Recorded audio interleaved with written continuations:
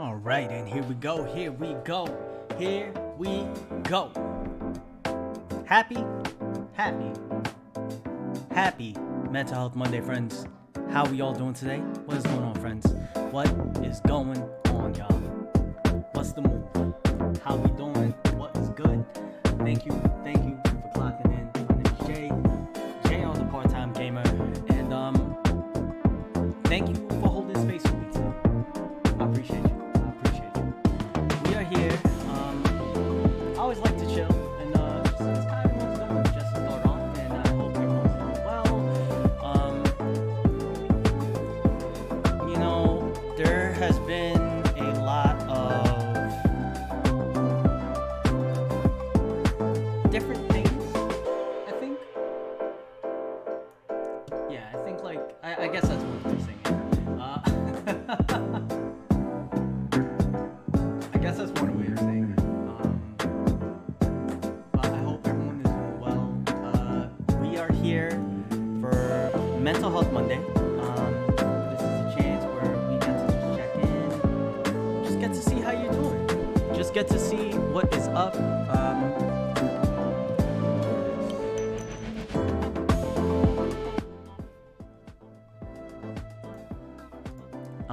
So for today, it might have been a good week, it might have been a bad week.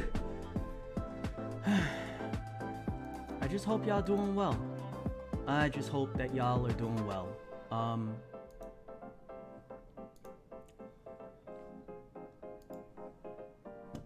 So, with what we have going on, y'all, we have a couple of different things coming through. Just real quick, I do want to give a shout out to everyone. Thank you to our friends who are currently hosting us as of right now. Here we have Lucky Chance, Ashley Vlogs, Ella, Fami, and Biscuit. Thank you so much for the host, my friends. Thank you, comrades. Much love and appreciation. Comrade lady, hello. I'm good, comrade. How's your weekend? How was birthday weekend? Did you get to see boyfriend? You get to go out of town?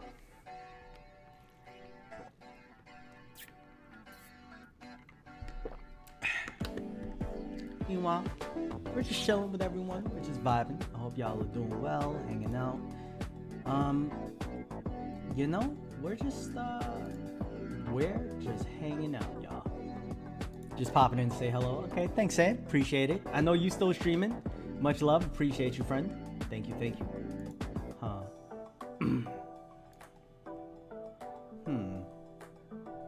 Why did that not work?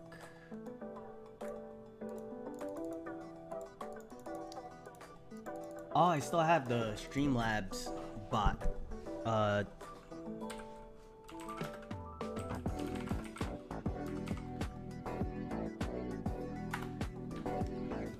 Okay, and that means...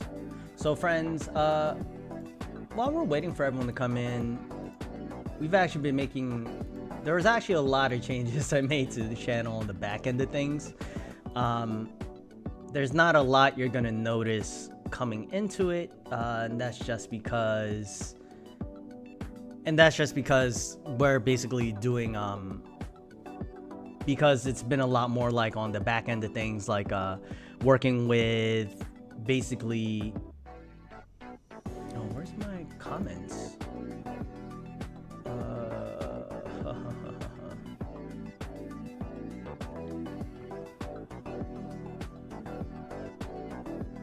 Oh, there you go. Yeah, I don't know why my chat is like not in here now. So I just started using OBS. So I'm now switching to OBS. I'm basically switch to OBS. With that, I'm switching from basically, what is it? From Streamlabs bot to Stream Elements. Just trying different things, just trying to do something. As far as I can tell, it seems like there's been more. It gives more of a refined experience. overall. That's what I've been told. Everyone tells me that, and you know, like, I think the main thing is like OBS is just better for my laptop. It's just doesn't kill it as much. Really is what it kind of comes down to. And yo, honestly, like I'm like, yo, I'm down for it, yo. You know what I'm saying? Like I'm down for any of it, really.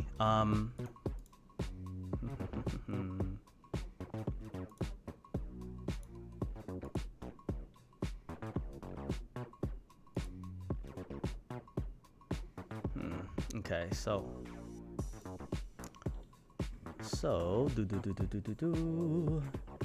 yeah, I don't know why that lurk didn't work. Here. Let's see if the shout out works. But while we're doing this on the back end of things, okay, so that worked. That's awesome. Okay, and it takes you to her Twitch. Okay, cool. So that worked. All right, cool. So the actual, it's just the lurk command itself that did not work. Why is that not? Why is that the case? Because it's a different value. That's why.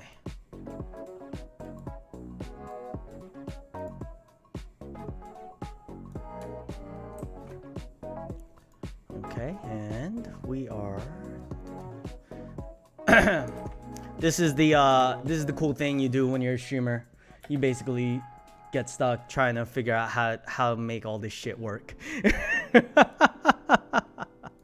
So friends, there have been so much going on. There has been so much going on, y'all. So many updates and changes over the weekend.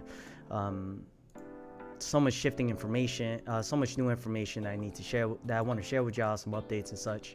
And there's just been a lot, really. You know, it's just been a lot. And I hope that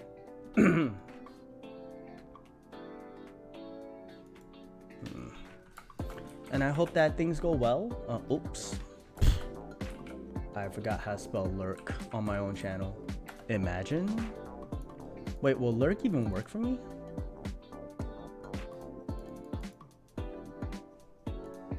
I don't even think so, because I'm actually the one. I can't lurk on my own fucking channel. Oh well. Lady, if you're still in here, if someone else is still in here, do you mind just checking for me, please? Just seeing if we have. Just seeing if we have a. Just seeing if we have a live transition, basically. Just see if the lurk command works, please. Just anyone. If anyone could type that in for me, please, that'd be much appreciated. And you know, in the meantime, we're just vibing. We're just hanging out. How's your weekend? How's everyone doing? I hope that over the course of the weekend that you had time to relax, refresh, rebuild, to recover, to renew. Hey Spicy, how you doing, friend? Happy Monday. I hope you're doing well. I hope I hope things are going well, y'all. We've made a lot of changes on the back end of the channel, and I realize that there's some things that I need to do. There's some things that I want to do as a content creator, and some updates that I want to share with all of you in regards to that, and really just share what's going on with me in general. I think is kind of the main thing. But Spicy, I hope you're having a good day so far. How was your weekend? I know you went camping. You kind of did your thing. Yo, I see you. And yo, go you. You know what I'm saying? Go you, girl. And this weekend wasn't camping. Oh yeah, I wasn't camping. I'm sorry. It was a few weekends ago. This weekend was a bit rough. I'm glad we got to play GTFO. And what is it? This weekend was a bit rough. I'm sorry to hear that. Friend. I hope that you had a chance to, to reflect, and hopefully a chance to just build and go from there, friend. That's never easy. So I appreciate you. Thank you for sharing. Appreciate it. I guess, while we're waiting for other people, we're waiting for everyone to come in, just kind of vibe. We're just chilling, y'all. And you know what? For me personally, I am just, I had an okay weekend. It was a good weekend overall. It wasn't bad. I don't know if I would say good. It was good in that I'm glad it's over, because I'll be taking a vacation. Like I've been telling people, we'll be taking. We will not be streaming actually. I actually have a lot of updates about that. I will actually not be streaming tomorrow either. So this is actually the only stream I'll have this week. I'm planning to this week. I'm planning on canceling tomorrow's stream, and I'll talk about that in just a moment. But for sure, I do not stream on Wednesdays. I have to pack and everything. I'm not going anywhere crazy, but I just need to pack and actually get my life together. Business as usual. And also, I will be done. Yeah, I will not be streaming on Thursday or Friday, so there will be no Bowtie Thursday, no Freestyle Friday. I get back into town on Monday. I am planning on streaming Monday for Mental Health Monday. Even if it's just a short stream, it depends on when I get back in town. Really just kind of where I'm at energy wise. I hope so. Because I have like another like virtual meeting happening and such, some different things going on the back end. But yeah, like that's really my week. And so tomorrow, y'all, for most schools, so I want to talk about, we've been kind of going off the beating path, because we've done like 3 presentations kind of talking about mental health, specific aspects of mental health. And I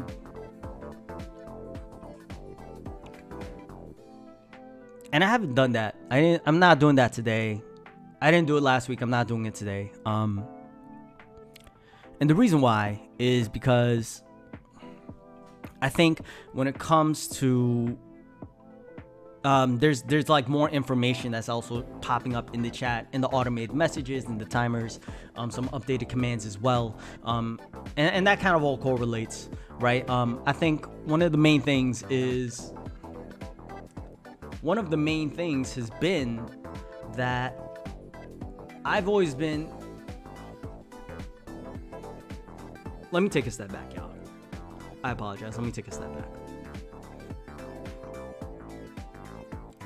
So I've worked in the field of advocacy for a couple of years, back when I was in New York.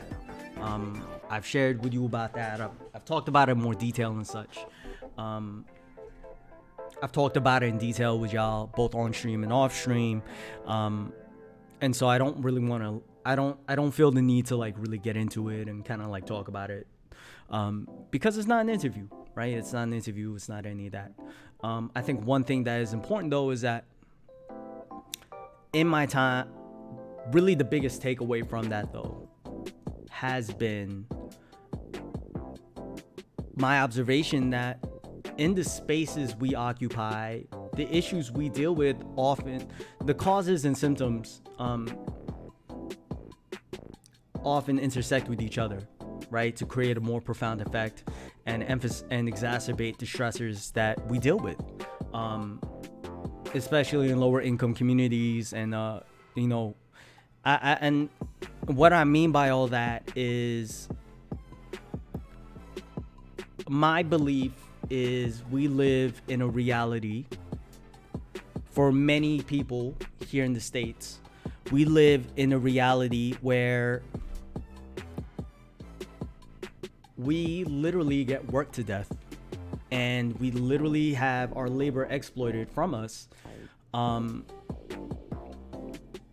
because in this society, in this ideology that we live in, right, of capitalism, where we live with the notion that even with like the American dream, right? Like you work harder, you work smarter, you work longer than the other person, you're gonna be able to get ahead, right? And that's the thing. That's what we've been told, right? And I'm getting very political. And why am I getting political on Mental Health Monday? So let me talk about that. I firmly believe that these issues intersect with each other. I firmly believe from the studies I've done in pursuing my education, both as a professional and as a student, in my continuing education, I should say, as a student, because all I have is my associates and I'm looking to go back and get my bachelor's. And regardless, no matter where I'm at, we're all students of life, right? We're constantly in a position where we stand to grow, to learn, to know better, to hopefully the effect of doing better, right? And so with that being said, I basically, so that's always been my stance. And with that, a lot of the divisions that we see, right, which are created fundamentally by the imbalanced division of wealth, and with it, the potential for wealth, right? The capacity for wealth, right? I don't think, and so with that being said, that's why we're talking about politics right now, because those issues intersect. Like how we govern ourselves directly is affected and simultaneously affects the way we react to the reality of our respective situations, right? Which for most people is, look, it doesn't matter what freedoms we have available to us it doesn't matter, not necessarily freedoms, but does not matter what opportunities we have available to us if we are not able to realistically pursue them.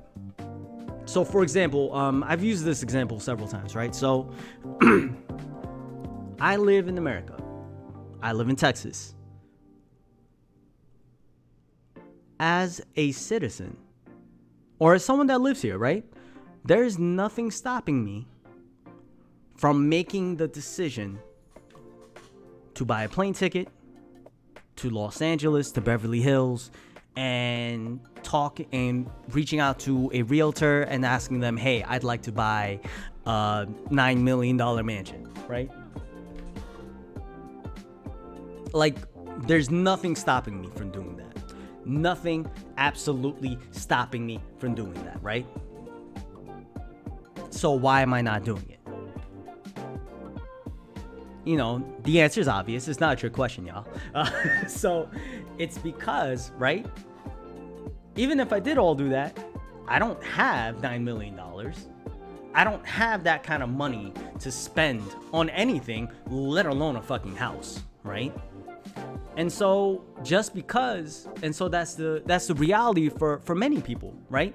Just because you have the option, just because it's an option, doesn't necessarily mean that it's really an option, right? Like, yeah, sure, I could become a millionaire if I win the lottery tomorrow, right? If I keep playing the lotto, right? But common sense wise, everyone knows, right? That's a terrible fucking thing to plan for. To assume that you're gonna win the lottery, right? Like that's asinine. That's like the worst fucking thing. That's so stupid. Why would you do that? Although, to be fair, I have been on Twitter a lot longer than I should have been today, and I've seen some of the stupidest shit in my life, y'all. Like some of the stupidest stuff I've ever had the displeasure of reading. I read that shit today, y'all. And so like I was already kind of hyped because of this whole COVID Delta variant, and we have a rant channel in the Discord, and we're talking about it, and shout outs to Dispel. Dispel was shouting. Dispel was kind of ranting about it, and it's funny because I had a DSA meeting yesterday, meeting with my other comrades from the chapter and shit, and they're talking about some actions coming up, and it just never ceases to fucking amaze me. You know what I'm saying? How we could politicize the value of human life. Like, the fuck? Because in most schools, for those of you who may not be aware, school started for a lot of people around the country. And for some, in some states, maybe it was purely virtual, maybe it was a mixture of in-person social distance and virtual, right? There was a bunch of different things going on for that. With that being said, I can speak for Texas. I'm gonna speak for Texas, specifically where I live in Texas.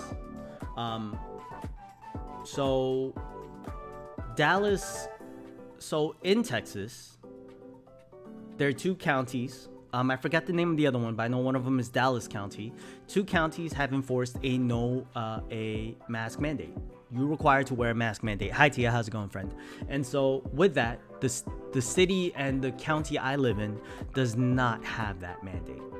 As a matter of fact, there's no mandate whatsoever, or for social distancing either, for the independent school district within my area. And so for me, it's just, so for me, and so obviously in the meeting, I've been reading the emails, and I've been there's a local group here, which is super awesome. It's a local grassroots organization. I'm not going to be it's part of why I'm not going to be streaming tomorrow, because instead of streaming, I will be attending a public meeting where the school board will be holding an open meeting open to the citizens of my city, and I signed up to speak basically, and just say and just yell at people basically. Nothing like glorious or anything. There's no like stand and deliver type speeches. It's just me and 80 other, hopefully a shit ton of other parents and adults just saying this is a really fucking stupid idea. Yeah, good luck at the town hall, Jessica Cisneros, for the win. I do like Jessica Cisneros. Unfortunately, she's running for Houston, and I am nowhere near Houston. That's actually South Texas. I'm North Texas. I count as North Texas, actually. Like I said I'm in the DFW area, so DFW is like north central, northeast Texas kind of deal. But I'll be there at the town hall tomorrow. I don't know if I have the energy to stream afterwards, so I'm just I'm tentatively canceling stream. I will be live tweeting it though. I'm gonna, cause I'll be sharing with like my other comrades in the Slack in my chapter, like just like what's going on, and try to make the best of a bad situation. Just try to like network with some people, and just try to like just continue to get a lay of the land. You know what I'm saying? Just continue to get a lay of the land. But it's never ceases to amaze me, right?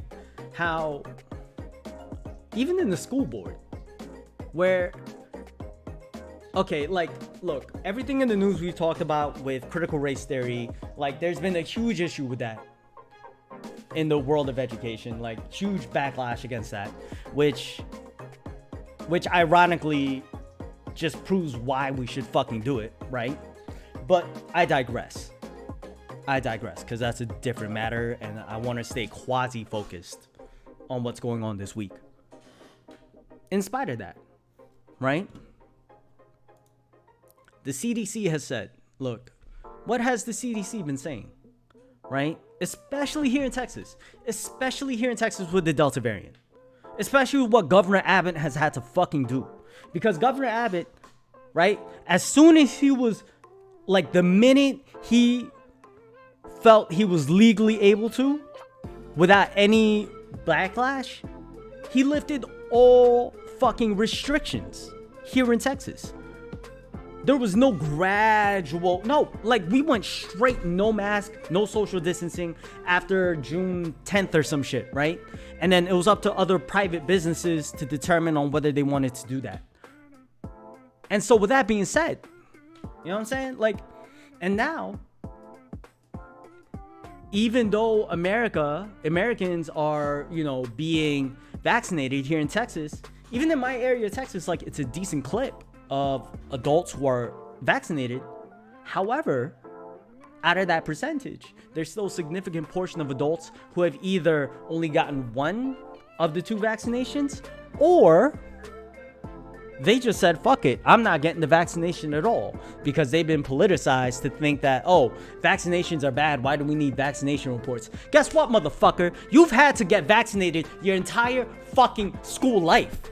You could not attend public school without a fucking vaccination report. Or maybe you don't remember getting stabbed in the fucking arm every year. Well, maybe that's a benefit. Maybe you should remember, because guess what? You're still fucking alive. Because I'm sorry. I'm sorry that your best friend died from polio. Wait a minute. No, we nearly eradicated polio. Because guess what? Because we fucking vaccinated for it. Because we fucking tracked. Because we had fucking immunization records. Because guess what? It's a fucking prerequisite.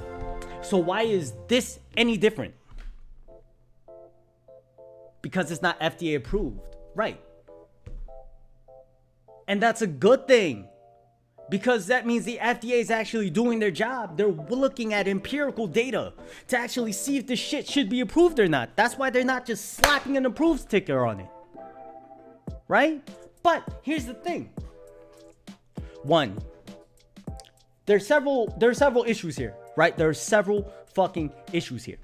One, the politicizing of our education system, right? Because and that's not just with education, that's just really with any fucking space, any fucking public space, quote unquote, right? So media, we're talking in the virtual space in the internet, we're talking the real space on the streets, we're talking, in the offices, we're talking everywhere, right? The physical transactions we have, the transactions we have with the physical within the people within that space, and the space itself, right? And how those interact, right? So that's one of the things. Second thing is the death of expertise. We talk about, like, here's the thing. I have access to so much fucking information as a single user of the internet, right? Everyone does. But here is the thing. Just because I can look at all the same documents and all the same textbooks and all the same shit that Dr. Fauci or any prominent researcher or medical developer, right, in that specific field of of a virus research or epidemiology, I forgot what it's called, right, or in that specific section, right, no matter how much, I can have access to every single fucking thing they do. That does not matter, because I did not get educated to especially look within this scope of specialization. I did not I have not put in the time looking at these resources the same way these people have. I have not made any of the effort, right? 15-minute fucking Google search is not better than 15 years of actual fucking research. Because guess what? They're gonna I'd venture that if I Google, like, let's just do a quick social experiment, right? Take a day Googling something versus 5 minutes Googling something, right? Right? Just by common sense, look, the more time I have to look at something, I'm going to learn more things about it, right? Maybe with the 5 minute, and that's not to say that you can't have a decent enough understanding within 5 minutes, right? That's not what I'm saying about. Because depending on your actual acumen, on your intelligence, on your understanding of the topic at hand, any previous experience that you could kind of correlate, right? Like, that's all gonna play a factor into our understanding of things. But let's be clear, you're not a fucking expert because you did a Google search. So here's the thing: when Dr. Fauci says, even if there's other doctors that say look, right? I disagree. Okay, fine. It may sound more valid, but did that same doctor do the same type of fucking research in that same field? Because guess what? If I'm trying to go for surgery, right? Or if there's something wrong, let's see here. So what would be a great example? If there's something wrong with my throat, so I've had breathing problems, right? So I got referred to an ENT. It's like a long, big ass name, but an ENT is basically ears, nose, and throat doctor, right? They specialize in those 3 areas. Why would I listen to what the fuck a podiatrist is gonna tell me about what's wrong with me if the podiatrist disagrees? The only way that person makes sense is, guess what? If I walk in there and there's a fucking foot in my mouth, right? That's the thing. And that's the same exact concept here. Because yeah, you will have someone who say that they're a doctor, right? But here's the thing. If you get your PhD, you're called doctor too, right? But if someone says, hey, this guy's choking, this guy needs medical help, is there a doctor here? There's no professor standing up going, oh, well, I have my doctorate in post-classical Romanian literature. No, because fucking common sense. They know, that's not what they're asking for. Because 1, that's a medical emergency, right? 2, if they do go over, it's not because they're a doctor, because maybe they have other experience, but it's not going to be directly correlated to that experience, if that makes sense, right? That's the thing. That's the point I'm trying to fucking make. So,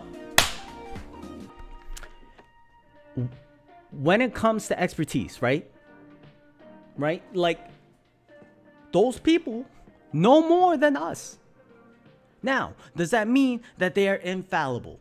Absolutely fucking not. Because guess what? We're all human. We all make mistakes, right? But here's the thing. I will still take my chances with the expert, with someone who's dedicated a significant portion of their career and or life towards the pursuit of knowledge in this specific venture when it comes to needing insight on that specific venture, right? If I want to know how to be a professional basketball player and I had the choice between LeBron James or Rush Limbaugh or Bill O'Reilly, guess who I'm picking?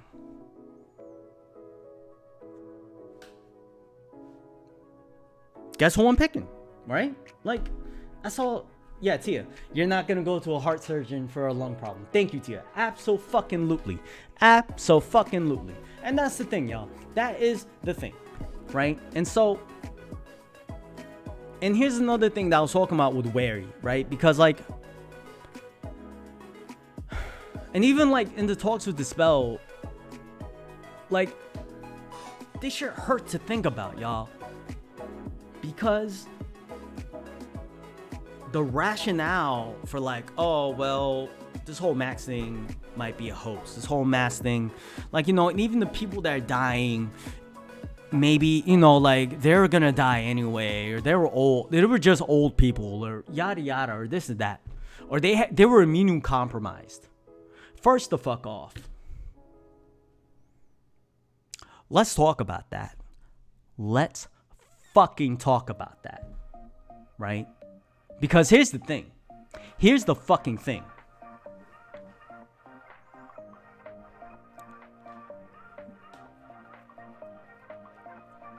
Ain't nobody watching this shit, God. Not me, not you, not anyone.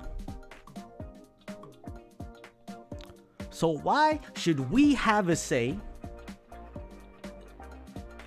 So if we are put in a situation where we're asked to do something for the common good, right? That's not infringing on our rights, right? Then there is no moral imperative to deny that. As a matter of fact, the moral imperative is to do it for the sake of the common good, right? Like, that's actually like, I'm so, oh my gosh. Yeah, I'm like trying to like control myself. I'm like so flustered. I'm like, I'm elbowing my whole setup. But like, yo, here's the thing, right? Like, you cannot,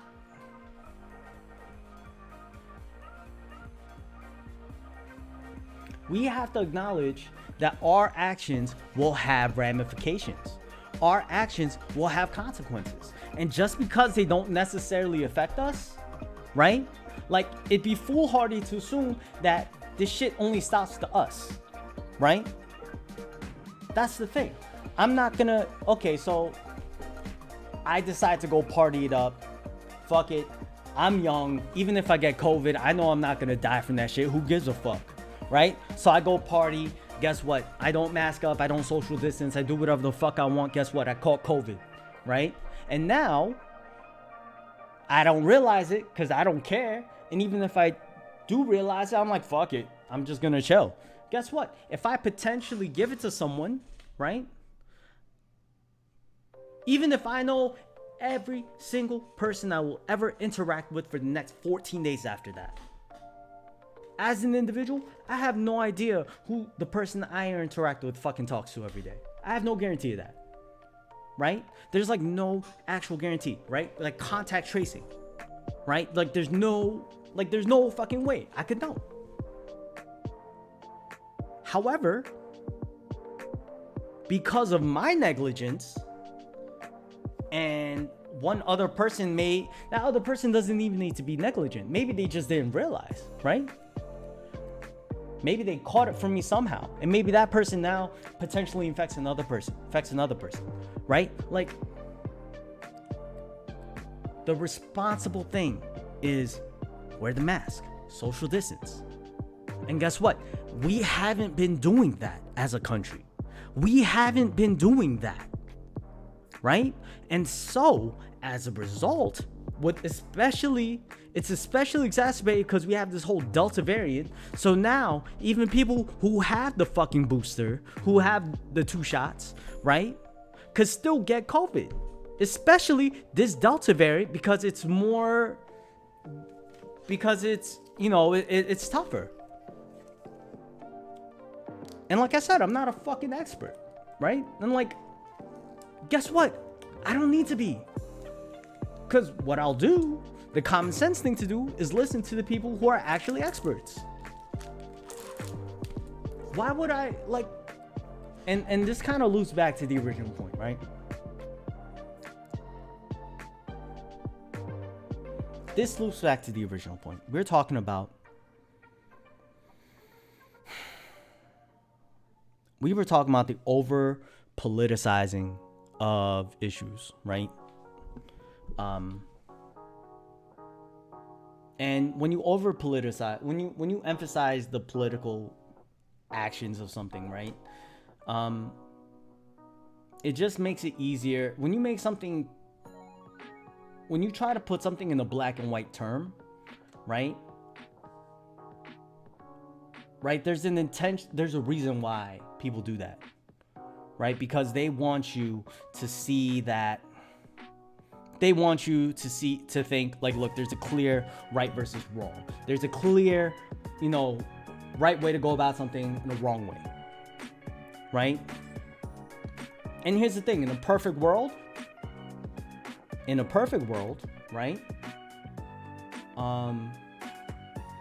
We would, we could have discourse and we could have conversations about, okay, well, this could work for us as a country, or this could not, or work for us as a group of people, right? Whether as a city or as a neighborhood or as a community or as a country or as a state or whatever the fuck, right?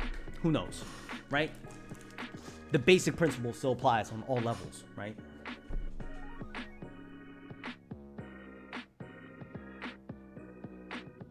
The issue now is because we've politicized a health issue, COVID, right? Because we've over sensationalized COVID, because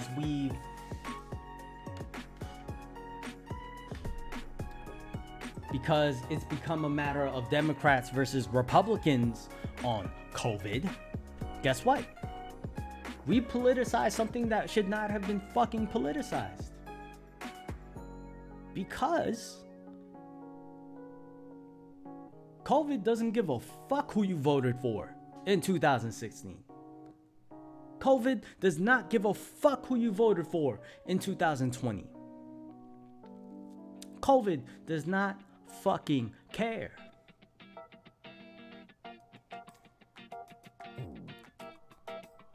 COVID is a virus, and a virus's goal is to spread.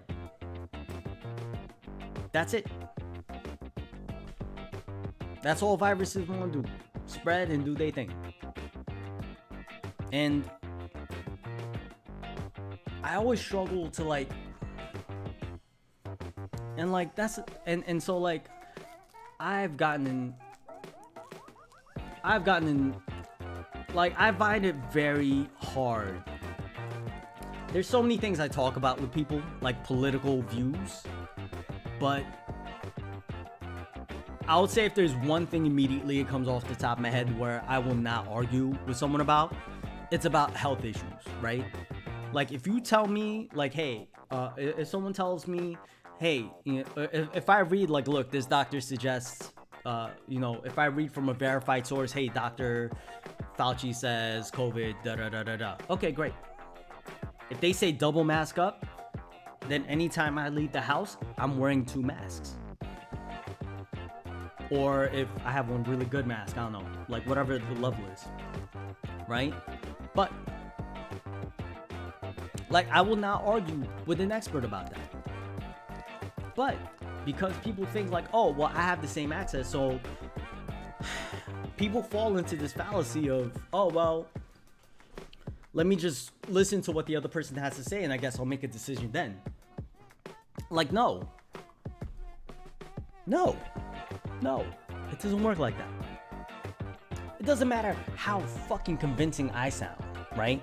If I say, oh, well, I read on the internet that blah, blah, blah, blah, blah, blah, blah, blah, blah, blah, blah, so that means that you should only wear a mask because you're going to be suffering from a lack of O2, right? It doesn't matter how convincing I sound or how smart I sound, right? Like, that's a part of the presentation. It's easier to believe me, right? But here's the thing.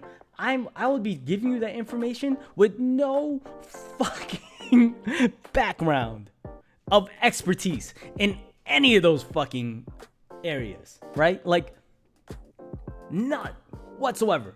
And I'm not posing this as a theoretical. I'm saying, like, me, JR, the part-time gamer, a fucking Twitch streamer, right? Telling y'all whether you should be wearing masks or not, right? Because one, who the fuck am I to be saying that, right? Because even if I'm unless I was a medical student, and even then, right? Like,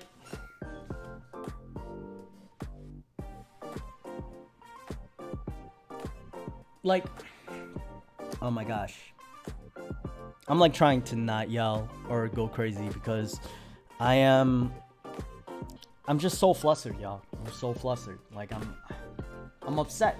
I'm upset about all this shit. I'm upset about all this fucking shit. I'm upset about the fact we have to talk about shit. We have to talk about this, of all things, with people. Like, we're not talking, when someone says, oh, let's agree to disagree. No, motherfucker, we ain't talking about which road we should fix first, right? We ain't talking about which basketball team is better. It's okay to have opinions. We're not talking about who has the better pizza. We ain't talking about who has the better, better aesthetic. We're talking about fucking life and death. Literally fucking life and death. Fucking literally. And people will say, oh, well, it's only a 0.5 or a 5% mortality rate. That's fucking people dying that didn't need to fucking die. That's the thing. That's what's disgusting. It's like, you don't know these motherfuckers. You don't know whose people you're condemning. You don't know who you're condemning to death. So especially because you don't know, right? Like, okay, let's look at it from the more selfish perspective, right? Like, even if someone told me selfishly, like, yo, I take care of it because I have grandparents, right? Like, okay, fine. You know what? Like, okay, what about other people's grandparents? But, you know what? Like, I'll respect it. Yes, thank you. 5% of our population is 60 million people. And here's the thing. We only talk about the mortality rate, right? But what about the people who got sick that took them a while to recover? What about the fact we don't have a fucking cure? What about the fact that that this pandemic has completely shut down our economy, has shut us down at times, right? Like, for a vast majority of it, right? Like, we have been, like, what about those people? Right? Everyone wants to think, okay, well, yeah, like, most people will get better, thank goodness. But what about those people? Who's gonna pay for their insurance? Right? Because now, those are workers, those are laborers that you no longer have. Those are resources you no longer fucking have. But it does not matter. Right? Because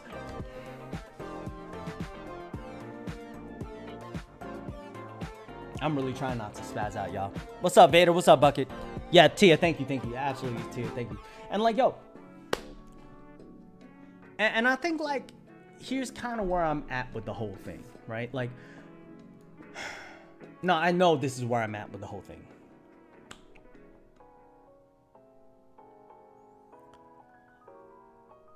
I personally don't fucking care, right, about unironically my body, my choice.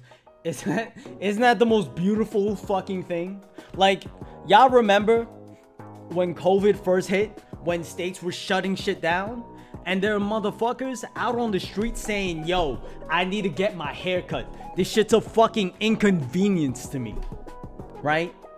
Like, how dare you tell me what to do to my body? Meanwhile, in how many states is it illegal for an abortion, right?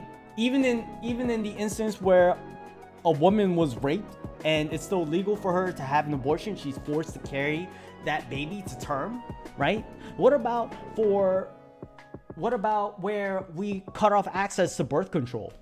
Right? What about where we cut off access to women's benefits?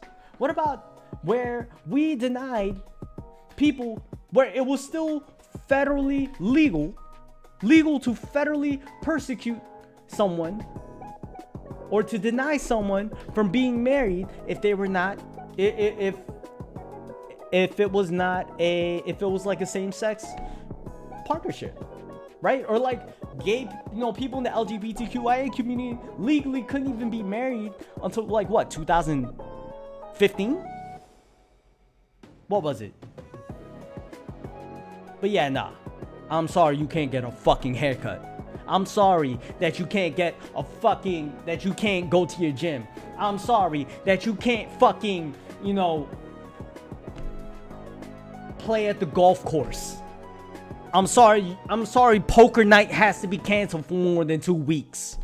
I'm so fucking sorry.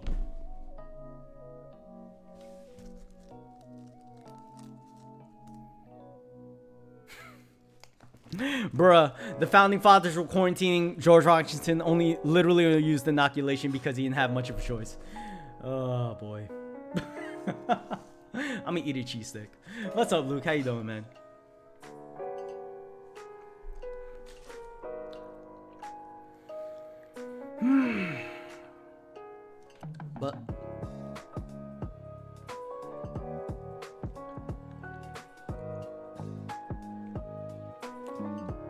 But by the way, y'all, I hope y'all doing well.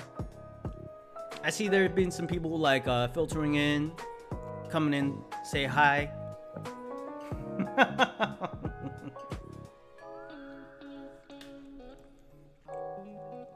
I'm hyped. Bro, you being mad is valid. Thank you.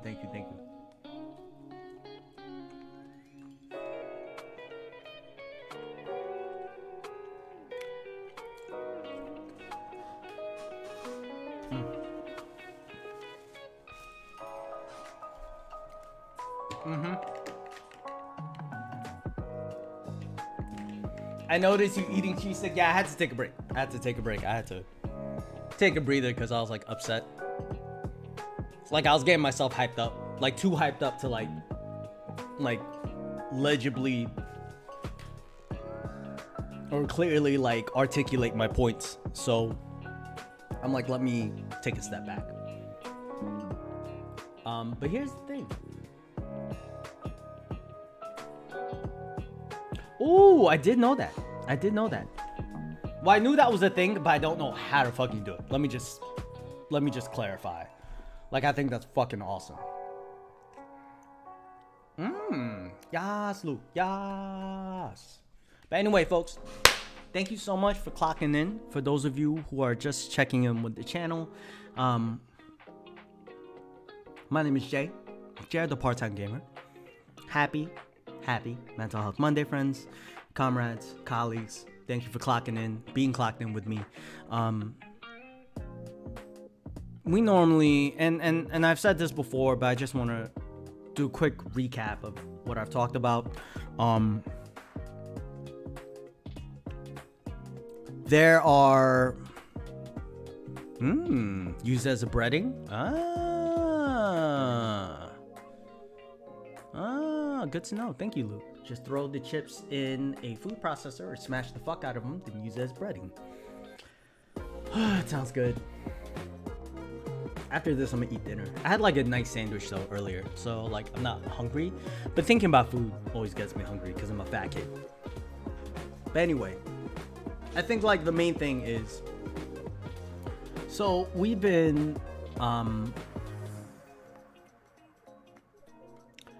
so there have been a lot of changes on the back end of things. I'm not using to you watching, there's no difference really, but I switched streaming softwares from Streamlabs to OBS, and the intent is that it's going to, with OBS, it would be more it uses a lot less CPU and processing power, so that way I'm actually able to run games and run things more smoothly. But with that being said, if there's anything like the music is too loud or anything, please let me know. I was never good at that. Admittedly, I was never good at keeping track of that. But you know, just let me know if there's anything that would sound better, and we'll go from there. Your face is too loud. Thank you, Tia. Thank you. Oh my God. Oh my. Hey. So, friends, some other quick updates that I covered towards the beginning of the stream. We're at the top of the hour now. Is I said we will not be. This actually may potentially be the only stream I have this week, because on Tuesday at 6 o'clock I'll actually be speaking at a town hall about the open mask policies for our independent school district here in my part of Texas. I'll be joining others in an effort to hopefully, you know, talk some sense, and there's gonna be some naysayers there, but I'm gonna be masked up, and I'm gonna be keeping my 6 feet, and I'm gonna be telling people they better mind their 6 feet if they're gonna come step to me on some bullshit, because this is fucking ridiculous. The fact that we are bartering, the fact that we are gambling with children's lives, right? That we are literally putting children in the most optimal conditions to spread the coronavirus.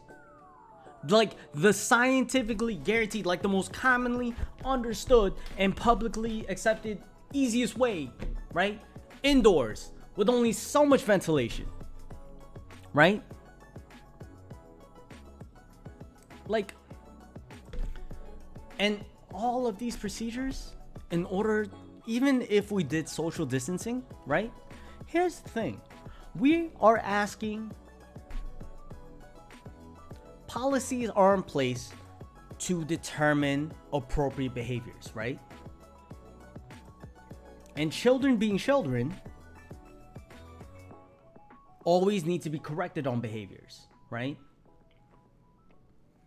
And that hasn't changed. Guess what? Kids did not stop being kids because of fucking coronavirus, right?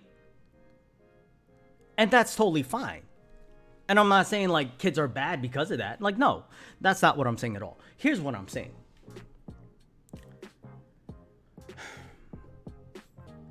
If there's one thing you can count on, you can count on kids to be kids. Which means, especially if there's no social distancing, it means, especially if there's no mask mandate, which means, especially if you're gonna keep them indoors for a majority of an 8-hour period, you're not even gonna do temperature checks, or like, it doesn't matter how can you realistically wipe down every surface? Like, here's the thing about schools, right? Like, and maybe it's better here in Texas, maybe, I don't know. But I'll tell you this.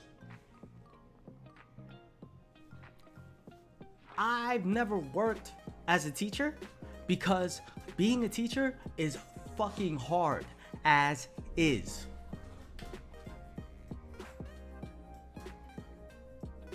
And then on top of that, you're supposed to do sanitizing protocols. With what time? Like, and this is the thing, right? This is the thing that's crazy to me. Like,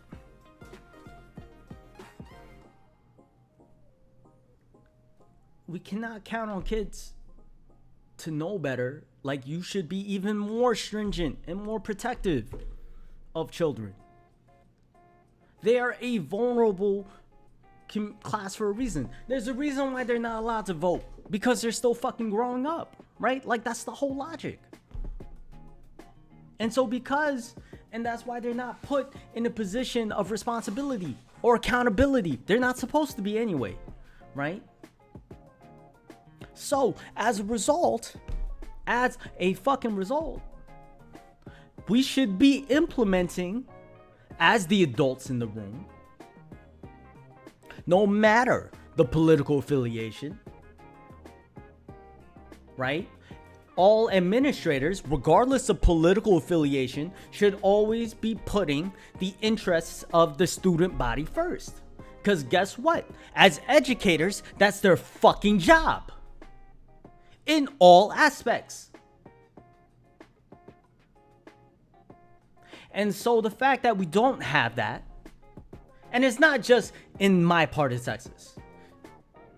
And this is the most frustrating thing about this.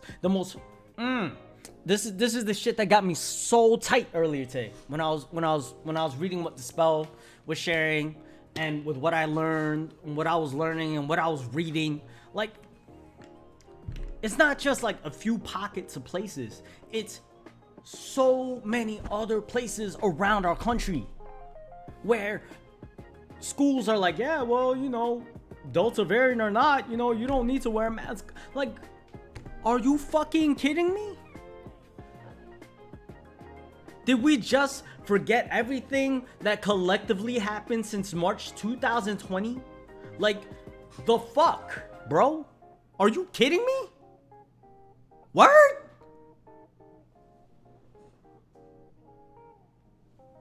Bruh.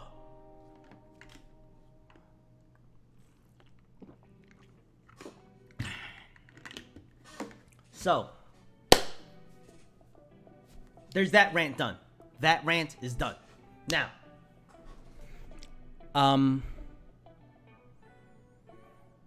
I want to talk about my stream title now.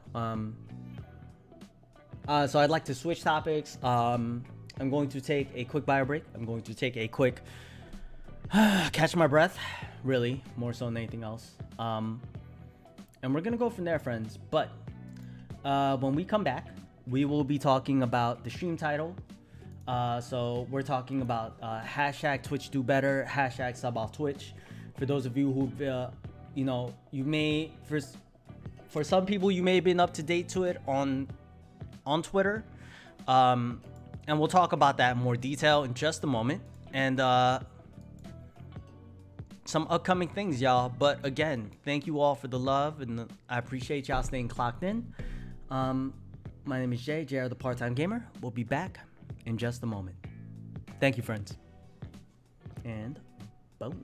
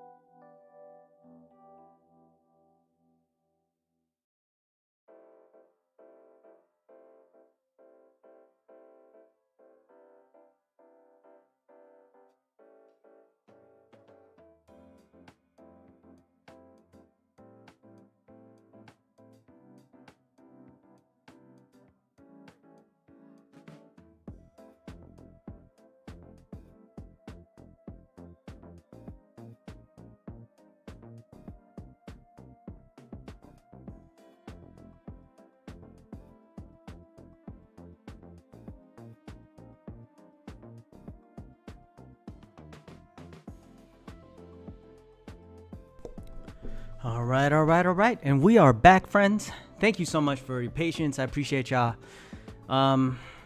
Thank you for those of you just tuning back in with us. My name is Jay the Part-Time Gamer, friends. Thank you so much for staying clocked in with us. We are at the top of the hour. It is currently 7:07 here in the Lone Star State. It's Mental Health Monday. Thank you so much for holding time and space with me, y'all. And I hope y'all have found time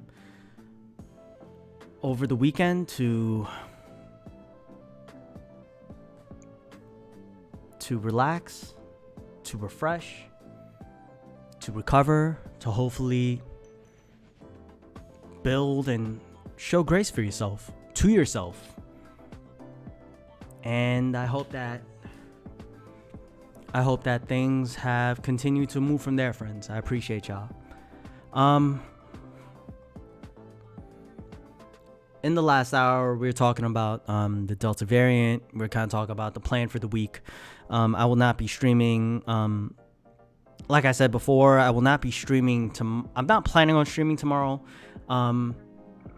Because, like I said, I'll be speaking at a town hall. Those things take a while. I might be able to. If I do stream, it'll be a later one. I will keep y'all in the loop on Twitter. I'll also be updating the Discord. So just stay tuned for that. I'll be publishing updates then. With anything significant that happens. Also, though, in the meantime, if you are, one thing for sure is I will not be streaming on Thursday or Friday, as I'll be out of town. I will be back in town on Monday. I am planning on hosting our Mental Health Monday stream next week. But again, I'll keep y'all up to date. I don't see me not doing it, but just in case something does happen, I will keep y'all in the loop, and keep y'all updated as we go from there. And so I want to talk about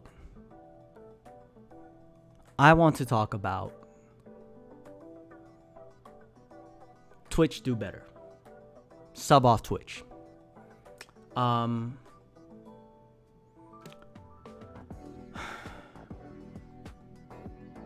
I think there are people who... One thing I want to acknowledge is that we have content creators, right? One of the cool things about Twitch, to me,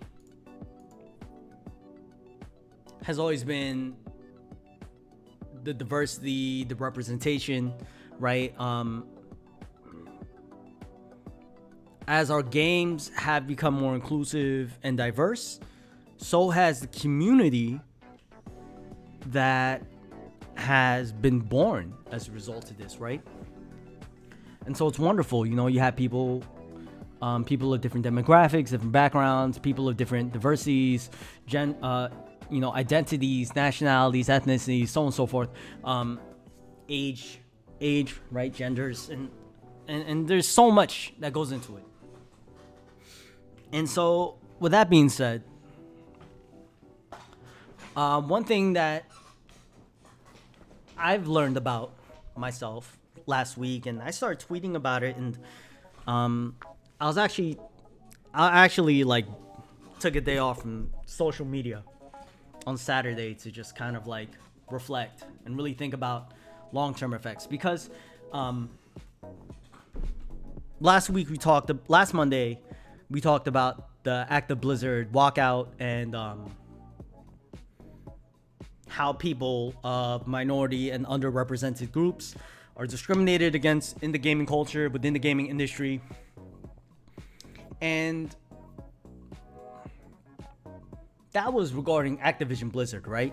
As an indicator of just how bad shit is within the gaming industry, right? And so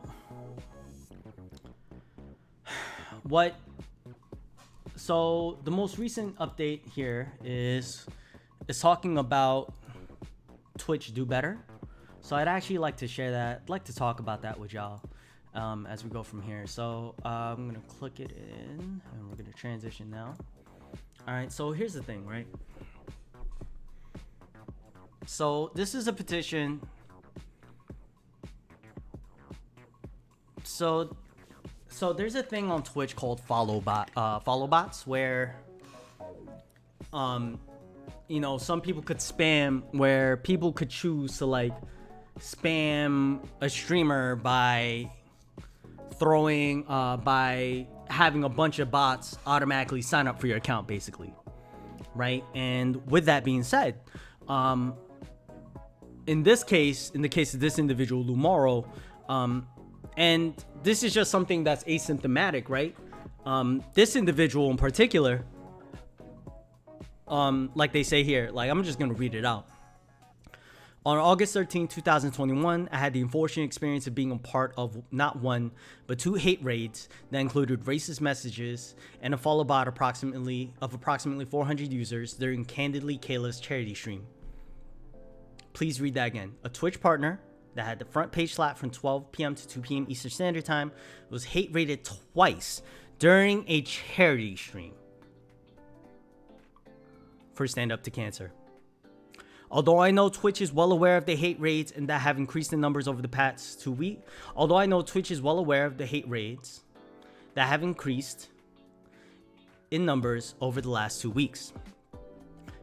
especially with the recent hashtag #TwitchDoBetter started by @RecketRaven, where if you search this handle on Twitter, you can see countless conversations about streamers and viewers being a part of hate raids on Twitch. Hate raids and follow botting is not new in the Twitch industry community. The Better Business Bureau has logged complaints from users of racially targeted incidents as early as 2018. This impacts people of color, LGBTQIA+, and many other marginalized and underrepresented groups. Speaking as a moderator and as a woman of color, I was completely devastated that this happened. Twitch, please take action in making the communities of your streamers safer. As a professional in the IT industry, there are features that can be implemented to make your streamers, moderators, and viewers safer to minimize these awful experiences. Then there's some suggestions that they have on here, like introduce additional authentication processes when creating accounts, log people's IP addresses to ensure they aren't creating numerous accounts of follow botting, allow streamers to customize criteria on how long a follower's account has been created in order to follow, implement customizable terms or following for streamers to put before a person follows the streamer, right? So that's conditions, right? So for everyone here, right, all you had to do to follow me was literally click a fucking button, right? Like that's it. Whether you had your account, whether you made it the same fucking day, whether you've had a Twitch account for fucking years, right? All you had to do was just click follow, right? And all you need to do to create an account on Twitch, literally, all you need is an email and a username. That's it. That's it. That's literally all you need. And think about how many, and like, so with follow bots, like it's so easy to create an account, right? So here's the thing.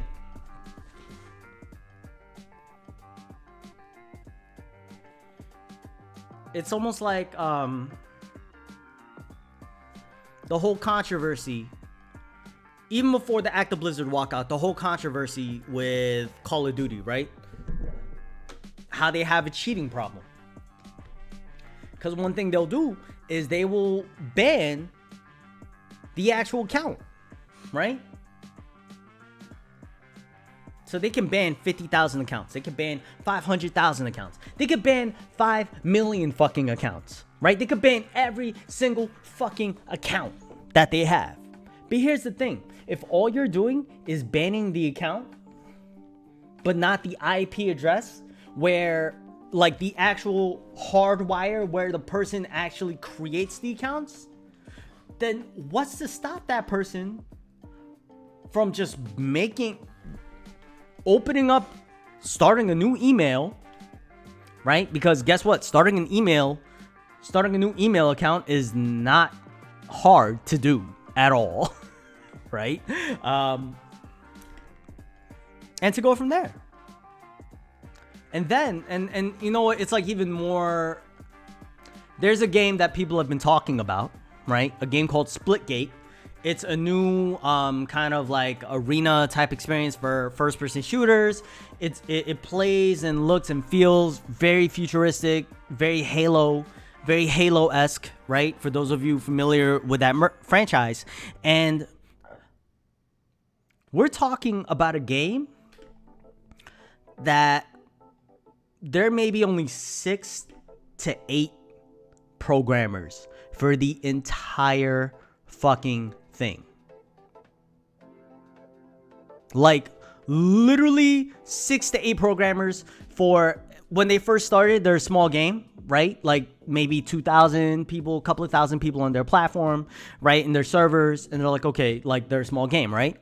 But then, you know, circumstances struck where as people were boycotting all Activision Blizzard games on July 29th, right? On August 3rd, I think. I forget the dates right off the top of my head. But as people were doing that, people started jumping over to Splitgate. And then Splitgate rose in popularity, right? And so these programmers were not ready for the massive influx of thousands of people coming in to play their games on their servers. In spite of that, yo, Splitgate has been so heavily lauded because of its strict anti-cheat. Because their anti-cheat is so good. Because what it does, here's the thing. It's not just about the detection, it's about the punishment, right? If someone's done something enough to where they should be banned, then that means by you being banned that you have forfeited the right to participate in this game, right? Just like with sports, right? For whatever reason, a referee throws you out the game, you're thrown out the game. You can't go back on the court. You can't play. You can't go back on the field. Doesn't fucking matter, right? Like that's how it works. And so here's the thing. With Splitgate, they ban you based on your IP address. So it doesn't matter if I have 1 account or 6 accounts or 30 fucking accounts, right? If my IP address is the thing that's banned, then I can't do shit with my station. I can't do shit with the IP address itself, which is linked to the station, which is linked to the physical actual hardware. And common sense wise, in case you didn't know, creating a new email account is free. Buying a new computer, a little more than free. So we're just gonna leave it at that. So we've been talking about these terms, right? So to come back to this, right? So Twitch, so follow botting has been an ongoing thing. I didn't start streaming until April, but even then, like, even starting to watch videos about streamers and about this industry, like, that's always been something, right? But we're talking about a group of marginalized a group of content creators complaining. They've been complaining. Like, yo, this is something that we've been talking about for 3 weeks on Twitter. Like, almost 3 weeks on Twitter, y'all. Like, Wreck-It Raven, I've DM'd her. Like, Raven is actually a super sweet woman. They're a super sweet woman. They're super nice. Like, they're very friendly. Because I reach out to them, I DM them, like, as a total fucking stranger. Like, hey, like, what's this all about? Da-da-da-da-da. Like, how can I help? You know what I'm saying? And they were more than happy to, like, put me on and, like, give me some advice. And, you know, it's just, like, the community is so fucking awesome. In general. Like, I love the community in general. Like I've said before, y'all, I've only had one experience where I'm like, yo, fuck this person, right? Literally only one experience. Out of all the interactions, right? I've had interactions with maybe 50 streamers, content creators, and to have a bad reaction with only one of them, yo, 1 out of 50, that's a 2%, that's a 98% chance of success that I'm actually gonna fucking like you if you're a content creator. Those are Asian kid grade numbers, fam. That's Asian A, not regular A, fam. Almost, right? Like, that's some real shit. And guess what? Guess who can make Asian jokes? Not you if you're not Asian. Let's just say that. But I digress. Yo, here's the main thing though. I'm getting off topic. Here's where I'm trying to go with that. We have made, so I really, like, I'm proud. I will still keep the boycott Blizzard, right? It's still an active hashtag on my thing. Hashtag a better Activision Blizzard King is still on there, right? However, as a content creator, as a person of color, I acknowledge, I've told you guys, I acknowledge my privilege as a cis hetero male. However, and you know, I've acknowledged that. And I still do acknowledge it, right? Like, because there's still been privileges afforded to me that as a man, as a straight man, as a heterosexual man, cis man, right? Where all privilege is just, it's not that people, it's not what people give you, it's what people didn't give you, right? It's what they assumed about you, and it just so happened to work out in your favor, right? Like, that's the thing about privilege, right? Privilege is not like, when I say, and here's the thing, when I talk with my white friends, right?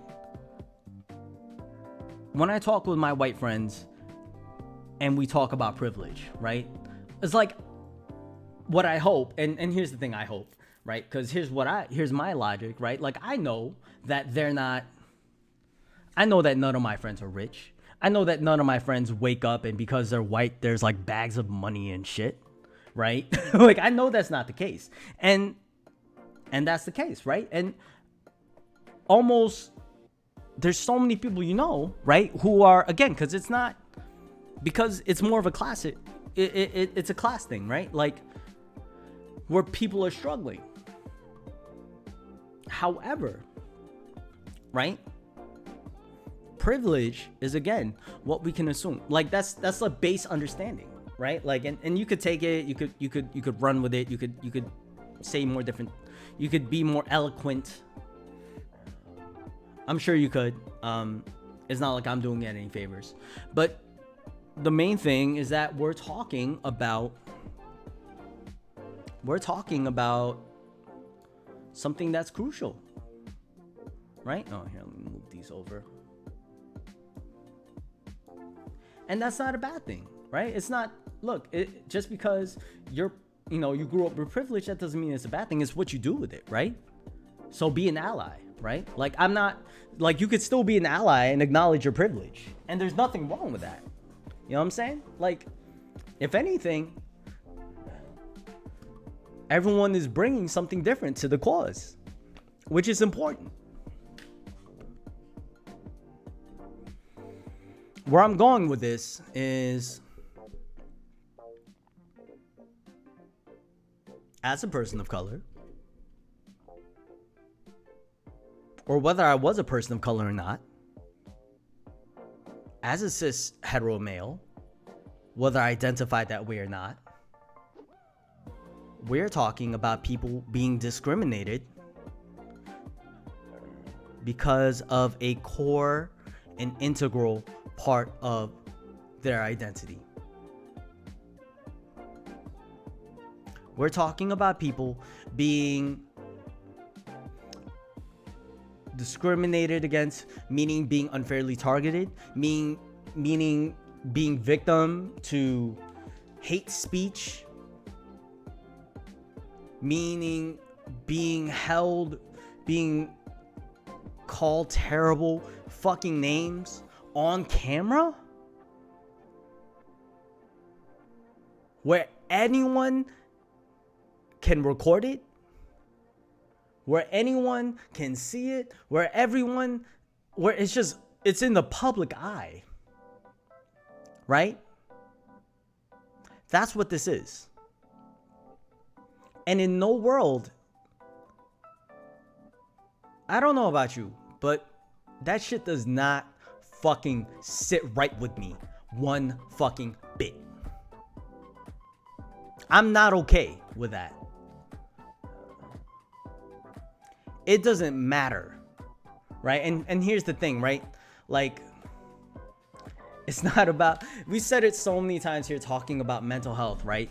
When it comes to building an inclusive, healthy, safe space, right? When we share experiences, it's not about whose life sucks the most, right? Because nobody wins in the misery Olympics, right? Nobody does, right? The whole goal of sharing, like of me sharing, and hopefully if other people feel empowered to share, is so that people feel comfortable to know, like, look, we're finding common ground with each other, right? I don't know the struggle of someone who, had to constantly, who was told that the people they love are the wrong people to love. I don't know that struggle. But I can tell you, I know it's something painful. I can't tell you how painful or, the unique brand of it. But I know it fucking hurts. And even if, let's say, hold up, let's take it a step back. Fine. Let's just assume I don't know a fucking thing about it. It does not matter.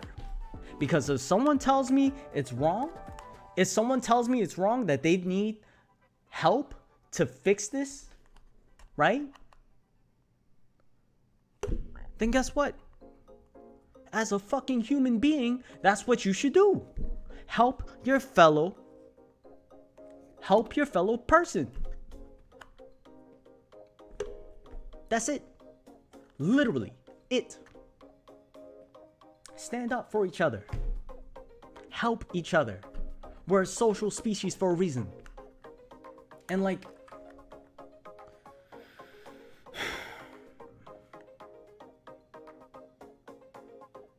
I find myself so frustrated. With where we are going with it, right? Like, just because of the fact that people are not,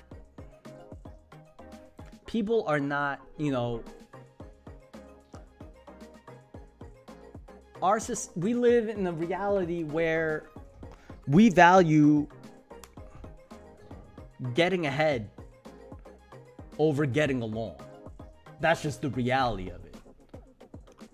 Because if our goal is to make as much money as possible, then who gives a fuck how many friends you have? Who cares? We've normalized this behavior. We believe this behavior is the natural order of things. And I want to challenge that.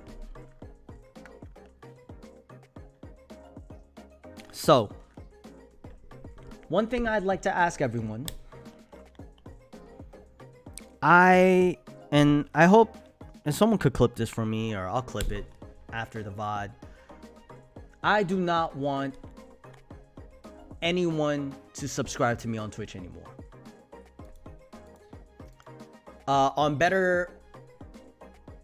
For this, I do not want anyone to stream. I do not want anyone.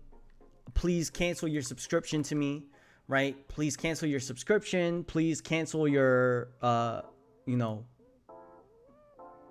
cancel your subscriptions. Don't donate bits. Don't donate to me through Stream Elements, right? Like, don't do any of that, please. Like, please do not donate to me. I have updated my about section, and I have updated my links So for those of you, if anyone is interested, because again, like I've said, like here's the thing. Let me take a step back, y'all. When I started streaming, one thing I've always said, and one thing I held true to myself back when I started streaming on April 5th, and something I still hold true to today, is I do not give a fuck about the money. The money is secondary. That is not the goal. If I stream, for me, I am not defining success by how much money I make in this bitch.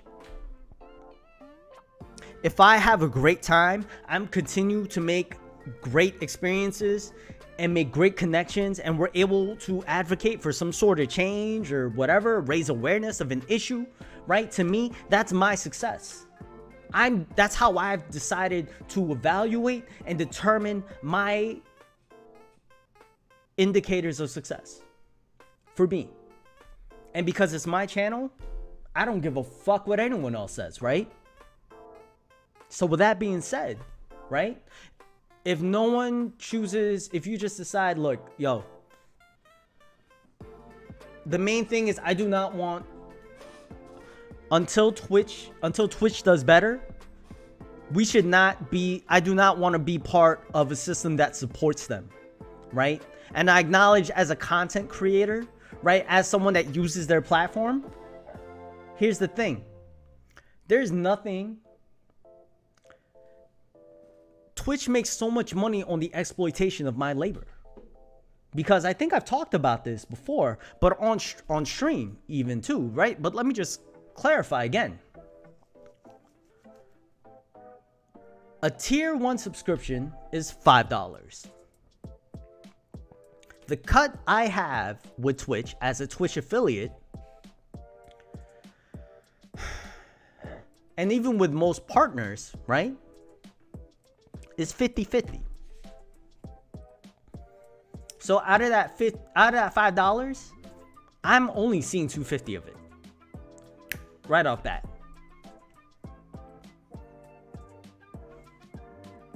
When it comes to bits, right, I make money off of that, but I only make 1 cent per bit. So if you want to tip me $1, if you want to cheer $1, you have to cheer at least 100 bits. And how much do fucking bits even cost, B? Like, yo, bits cost money, dog. Like, dead ass. Like, this shit is crazy. Like, let's see here. I'm on Sam's channel right now. Get bits. All right, so 100 bits is $1.40, right? That's the base rate for 100 bits. So $1 worth of bits, you or anyone is paying a 40% markup on that. Basically, that's how that works, right? And that 40% markup automatically goes to Twitch, right? And then out of that, right, out of that value, right, where it's 1 cent per thing, because again, it's something completely fucking subjective, because we're talking about something theoretical, and so thus because they have the intellect, Twitch has the intellectual property over it, they get to determine its value, and we just either have to roll with it or not, or don't go with it, right? But here's the thing, and so here's the thing with that, right? Like, we do Twitch as a streamer. I only make 1 penny on every bit people send me, right? I think last month I earned, I couldn't even tell you. I earned a lot. And it's not that I'm like, I don't want to tell y'all, but I just don't remember off the top of my head. But let me tell you, like, off the gift subs for the 14-hour stream, like, everyone was showing love. People were gifting so many subs. Like, it was mad love, mad appreciation, mad vibes. But guess what? I think we had close to 30, 40 subs in that stream. And what is that? Like 40 times 5 is $200, right? Twitch instantly took half of that.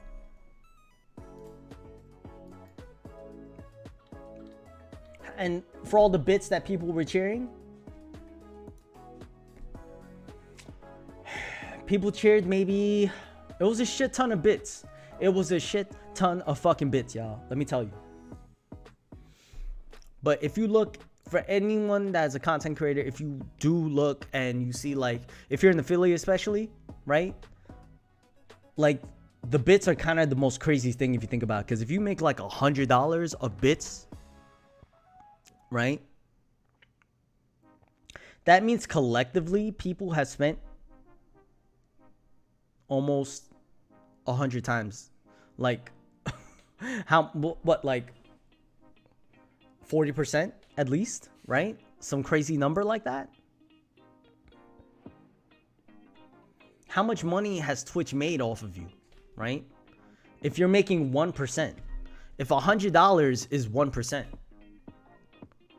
right? You multiply that by 100, right? And then, so you add 2 zeros to 100, and that's $10,000. Is that 10,000? Like, bro, like, see, like, that seems so fucking crazy. Like, that math seems like it doesn't make sense to me, but that's the math of it. That's the fucking math of it, y'all. That's the math of it. This is the crazy thing. So I have $1 times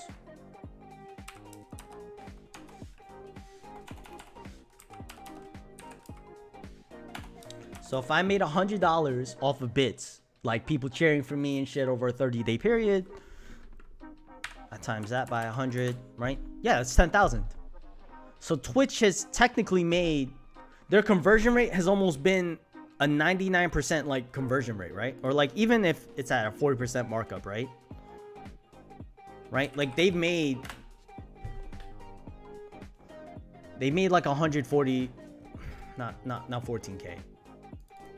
Not 14K. Not 14K.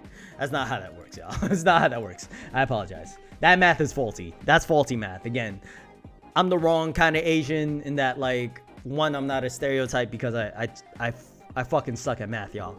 But the thing is, right? $1, you spend $1.40 for $1's worth of bits. That's a 40% markup right off bat, right? So no matter what you do with it, Twitch is already making a 40% markup off what you, the viewer, is doing. That's before they even take my cut, right? And whenever they spend a bit, I make a penny off of that bit. So that's what it is. So, and that's crazy to think about, y'all. It's crazy to think about, like, that would be the case. That would be the case. That, like, yo, if I'm going to be, like, I've told you this before, but you cannot make money as a Twitch streamer. You can make money as a content creator, but you cannot make money as, it is so hard because there's some shit you have to do and you have to continue grinding to get over that hump, right? And I think about all the work I've put into this shit for the past 120 plus days. I've been at this for 4 fucking months. 4 months, y'all. For 4 months.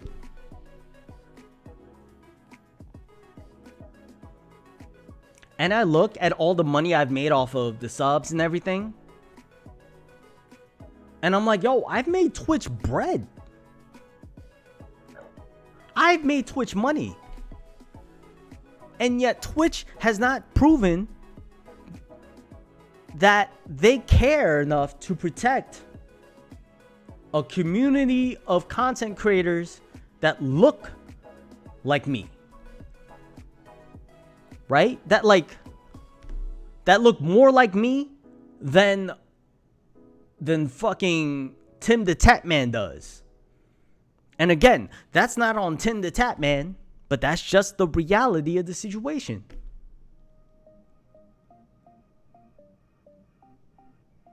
What's one non-Asian famous streamer you know that you can think of? Cidion, maybe?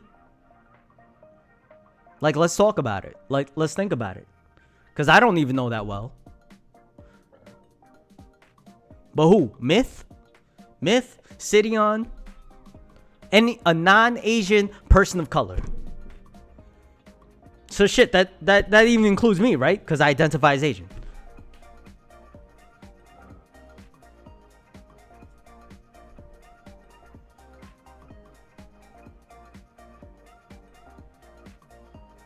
What about within our local friend group? Young, Vanessa Valerie, Raider, Killmonger, there are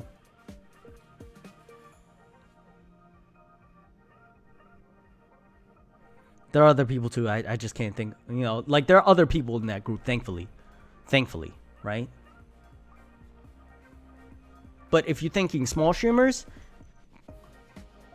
there's a lot more minorities than small streamer people being small streamers, right? And that's totally fine. Nothing wrong, like it is what it is, right? That's the business model that Twitch has made. However, I don't want to give them a dime if they're not going to be able to go through with this. Like, I don't think it's fair. So if you are interested in, so with that being said, I am so grateful and humbled and appreciative for the love and support everyone's given me. Truly. I can't stress that enough. Like, thank you all so much. And it's been nothing but love and appreciation.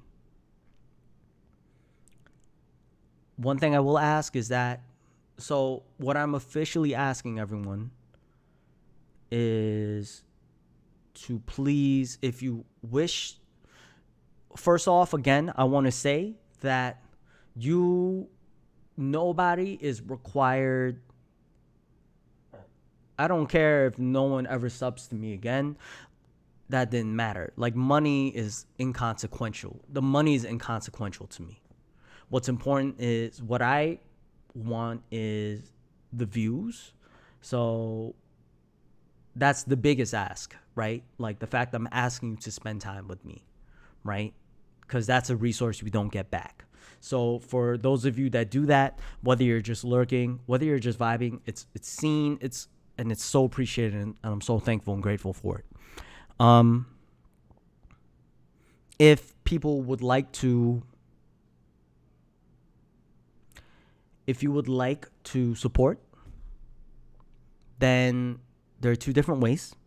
Instead of subscribing on Twitch or donating through the Streamlabs link or anything like that, right? Like, I don't care about that. I don't want any of that, right? But there are two. So here's the thing, right?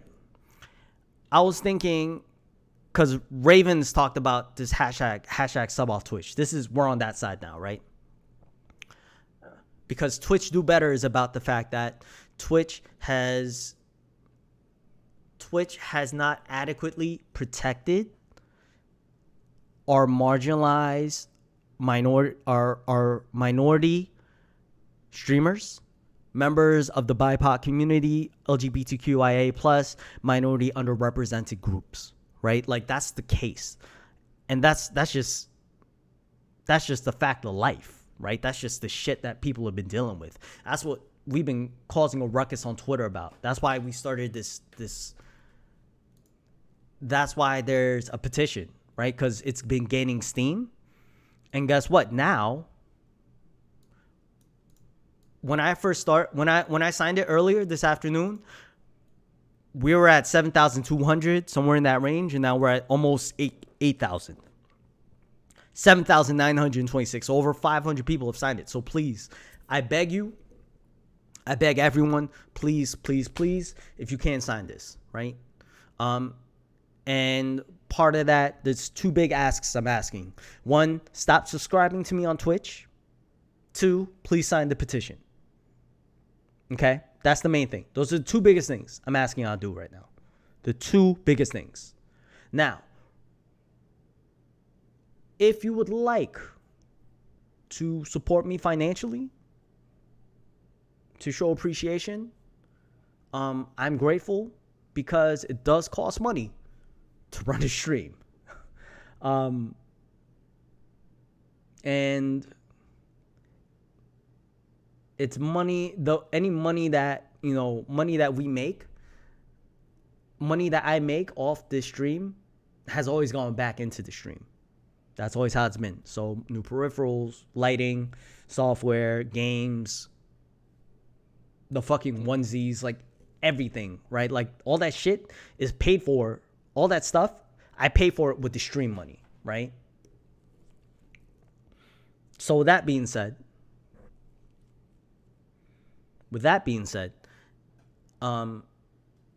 if you would like to donate on a monthly basis, like what you've done before, there's actually, I was researching this, and one thing I want to share is something called Fan House. So Fan House is an application, right? So this is my Fan House. Actually, so with Fan House, the cool thing is that you can subscribe. Oh, oops, I haven't done that yet. I'm not going to do that on stream either. But here's the thing. If you want to subscribe, you can subscribe to... You can subscribe. So on my link tree, my Fan House is here, right? Oh, oops. So if you clicked on it, Fan House, fan wall, right? So there's going to be a public post here that everyone can see. You can't interact with it unless you could subscribe to me on here. All right. And when you subscribe to me, for one, it's going to be a different cost, right?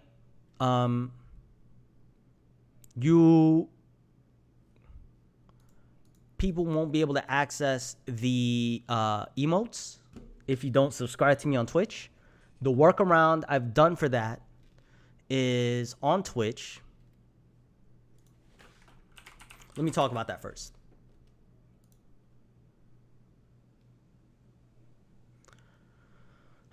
The workaround I've done for that is that I have done something called, it was really easy. All you have to do is just install something called Better TTV. If you're on Chrome, it's a Chrome extension, and it allows you to use Chrome. It allows you to use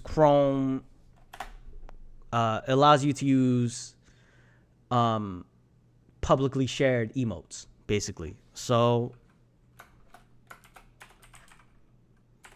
I'm trying to remember how to do this. So if I click here, okay, so this is live. Cool. Okay, so this is live. Awesome. What did that message say? Yeah, so it has access. Cool. All right, so I can click the emote menu, and you see I have here the Bin Josh, right? I have the Better TTV channel emotes here if you install the NC. The difference is whether you're tier 1 or whether you're tier 3, you have access to all these emotes now. Just being on my channel. Like, this is open to you. Like, you have access to this, right? Like, that's the cool thing. That's my understanding of it. All right, so that's how that works. Let's see. Let me just minimize this just so it's like not in the way. Yeah, I went into infinity mode. It goes on forever and ever and ever and ever. And now we're back. So here's the thing, right? Like, the main... So, with Better TTV, you're not going to be able to use the emotes really for, like, when I raid someone else or whichever. It's a sacrifice. But I haven't done a raid emote in forever. I haven't had one in the past couple of weeks, right? We've just been using the hype emote. And that's totally fine with me. Like, we've just been spamming raid. And that reminds me, I need to have a raid emote, actually, for everyone. But, hi, Kelly. How's it going? So, I've just been dropping mad knowledge. And I dropped some crazy... I just made a crazy big ask of people. And if people choose to, that'd be great. But if not, it's totally fine, too. It's all love and appreciation. I just got home, so it's going, I guess. Okay. Well, hey, you know what? I'm glad you're home, Kelly. I'm glad that you're here. I appreciate you. Okay. I thank you for being here. And I think, like, one of the biggest things is don't repeat yourself. I'll watch the VOD. Okay. Okay, I appreciate it. Thank you, friend. Thank you.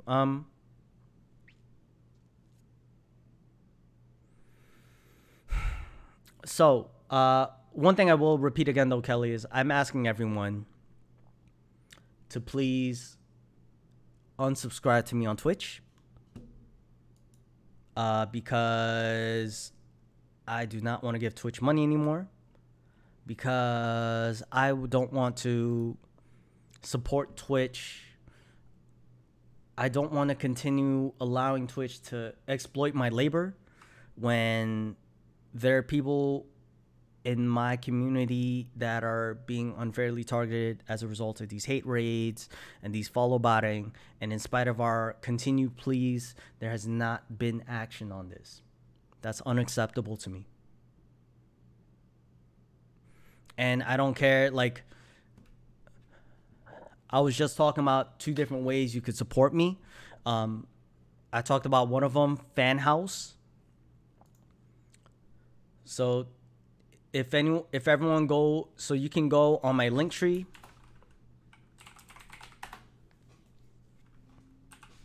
So you can go on my Linktree, and then you can go from there. Gosh, why isn't this working? There you go. Right, so you click onto my Linktree, you will find my Fan House, right? You will find, so if we click into this, right? Here's where it'll actually take you. Now let me switch back to this. This isn't going to go into forever mode, right? I'll figure out how to unsub. So the cool thing is you just go to subscription settings. Oh, wait, no. I shouldn't be showing you that. Oopsie. Whoops. Oh, because I'm in mod view. That's why I'm like, what is going on here? What is going on here? So, but anyway, the main thing is, I'll show you guys how to unsub. All right, I'll show y'all how to unsub. But here's the thing. Y'all go on my Linktree, right? So here's my business email. jaredtheptgamer@gmail.com. Oh, wait, it's clicking because I'm trying to get into it myself. But anyway, you click on Fan House, right? This is my Fan House page. To subscribe is $3 a month instead of $5. $3 a month. And for first-time subscribers, you could subscribe for 3 months for a 10% discount. Now, the cool thing about Fan House is that I get 90%. I make 90% off of this platform as opposed to 50%. So even though I'm charging you less, I'm still making more money per sub as a streamer, as a content creator than I would have made through Twitch. Now, what this means is I will find out a way to incorporate more things from my fan house into the stream. We will continue to find ways to reward people through Discord roles, through priority, right? Through different activities that we've continued to do. It's something that we haven't done really because we've been a pretty tight-knit, pretty small community. And I don't see that changing. But as we continue to grow, it be the same scope of problems, just a different perspective, really, right? So here's the thing. Do not sub to me on Twitch. If you want to, please. If you want to support, feel free to subscribe to me on Fan House. It's cheaper for you. It's more money for me, right? And it's a fuck you to Twitch. It's a win-win-win as far as I'm concerned. It's a win-win for us. Twitch, I don't care about. Because here's the thing. Worst case scenario, I lose my affiliate status and all that. Guess what that means? That means I'm allowed to stream to multiple platforms at the same time. Because as a Twitch affiliate, I have an exclusivity. There is a note where the content that I create on stream, like anything I do on stream, as long as I stream it on Twitch, Twitch has access to it for 24 hours. I can't touch it for 24 hours. That means even though it's my fucking content, that means that I can't make like a TikTok video off of this until tomorrow, right? So anything that's from today's stream, I can't do anything with it until 24 hours from now, right? So that's the fucking thing.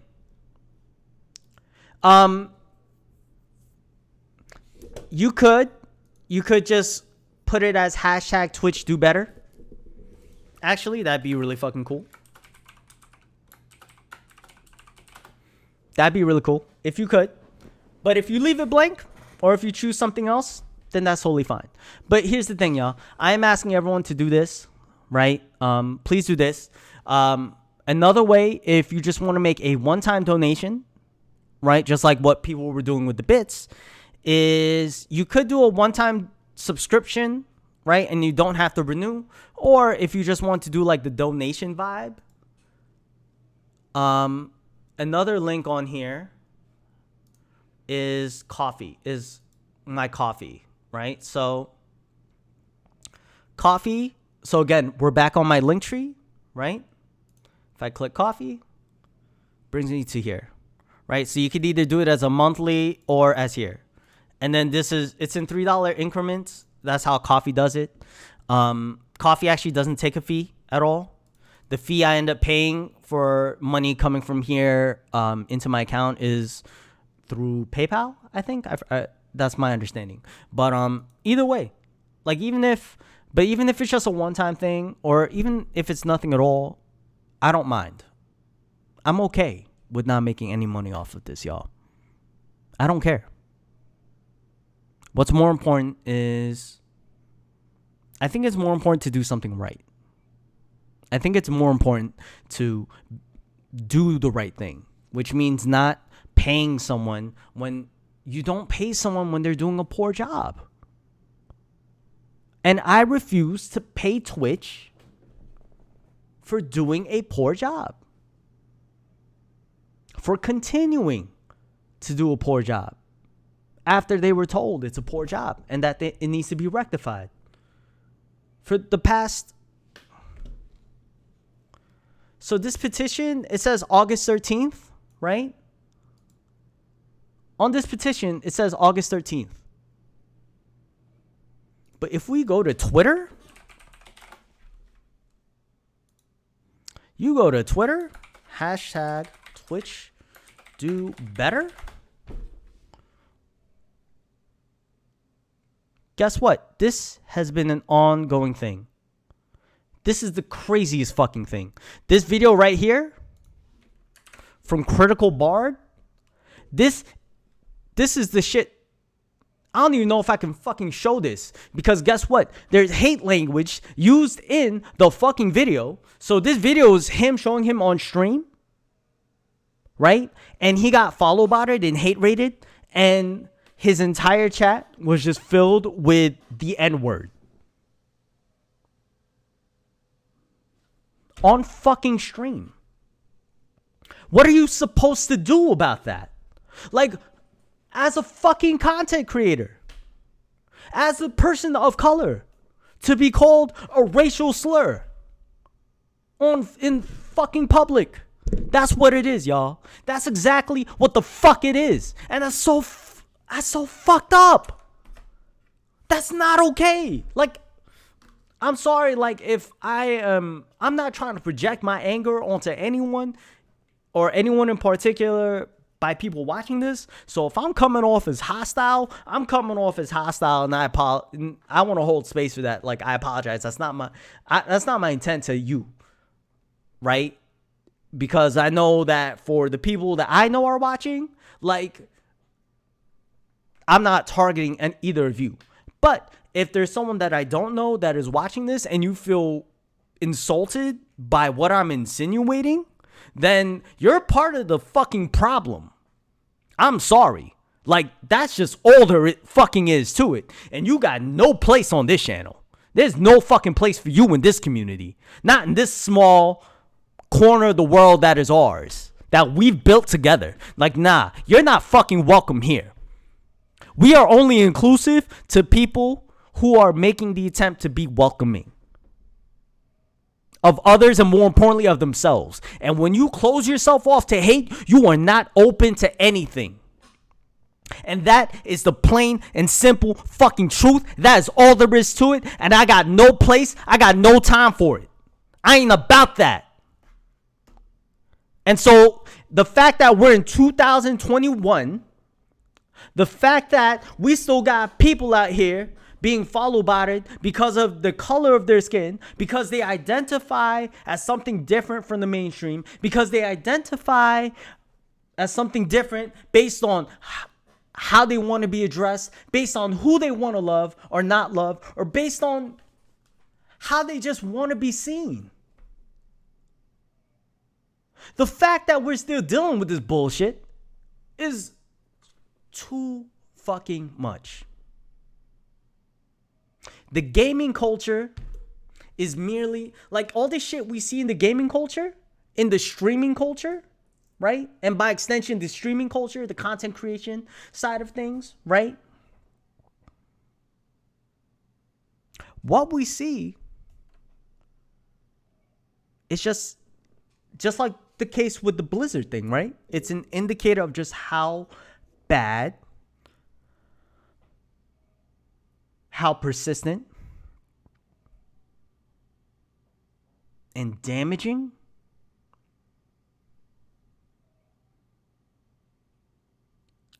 the lack of equity has been. Unless you are on the giving side. Unless you're on the right side. And the problem is that you don't get to choose whether you're on the right side or not. The problem is that you're being judged. People are being judged because of something that they had no control over. Because, like, I've said this before, right? Like, struggle is not living. If you struggle, you're not living, right? And people, if you grow up poor, you're struggling. If you grow up as a poor person of color, guess what? You're extra struggling.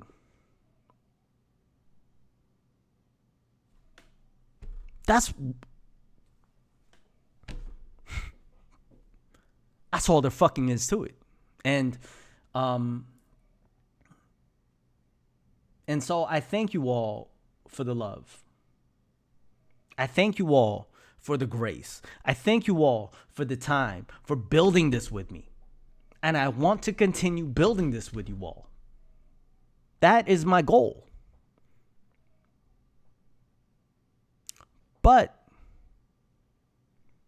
I refuse to put myself in the situation or in the position where I may have to compromise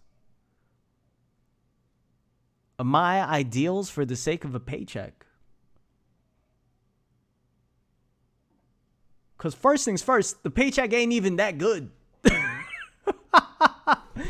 Like, it's not even a big sacrifice. Because, yo, what are we talking about? What am I talking about for me personally? A couple of $100, right? Maybe, right? Like, it's not that big of a deal. And guess what? To Twitch, one content creator doing it, especially a small fucking streamer like me. And here's the thing, I'm bigger than most small streamers I know. And like, that's not to be fucking, and that's not to like, you know, swing my dick around, like be on some like brogadacious bullshit. Like, that's just the truth, right? Like, in terms of money, in terms of income, in terms of like numbers of subscribers I generate on a monthly basis, like, I do better than most of my colleagues, most of my in my immediate circle, I should say. Right? And that's all it is. You know, it's just, that's all there is to it. And everyone grows at their own pace. Because I'm sure, look, if you just want to judge yourself on the performance of others, there's always going to be someone better than you, y'all. You know what I'm saying? Like, and so I ain't even judging on that. Because I don't care about that. The money was secondary. The money was, and the money is, and the money will. As long as I continue to do this part-time, the money will not factor into this. However, part of my brand is making choices and hopefully making the right choices. And I hope that this doesn't come to bite me in the ass. I mean, if it doesn't, it is what it is. It's a learning experience, right? But I am asking, you know, I am inconveniencing people because I'm going to continue using this platform. I'm going to continue using this platform that we've built to continue speaking out about this until change is made. And even then, even if Twitch does everything right,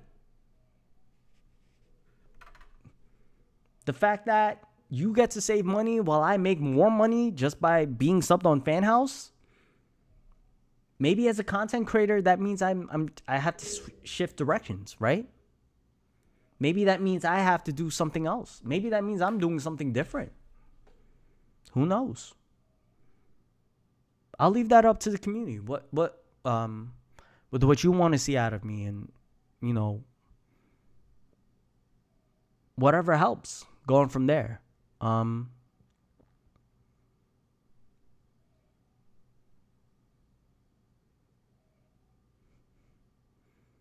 But I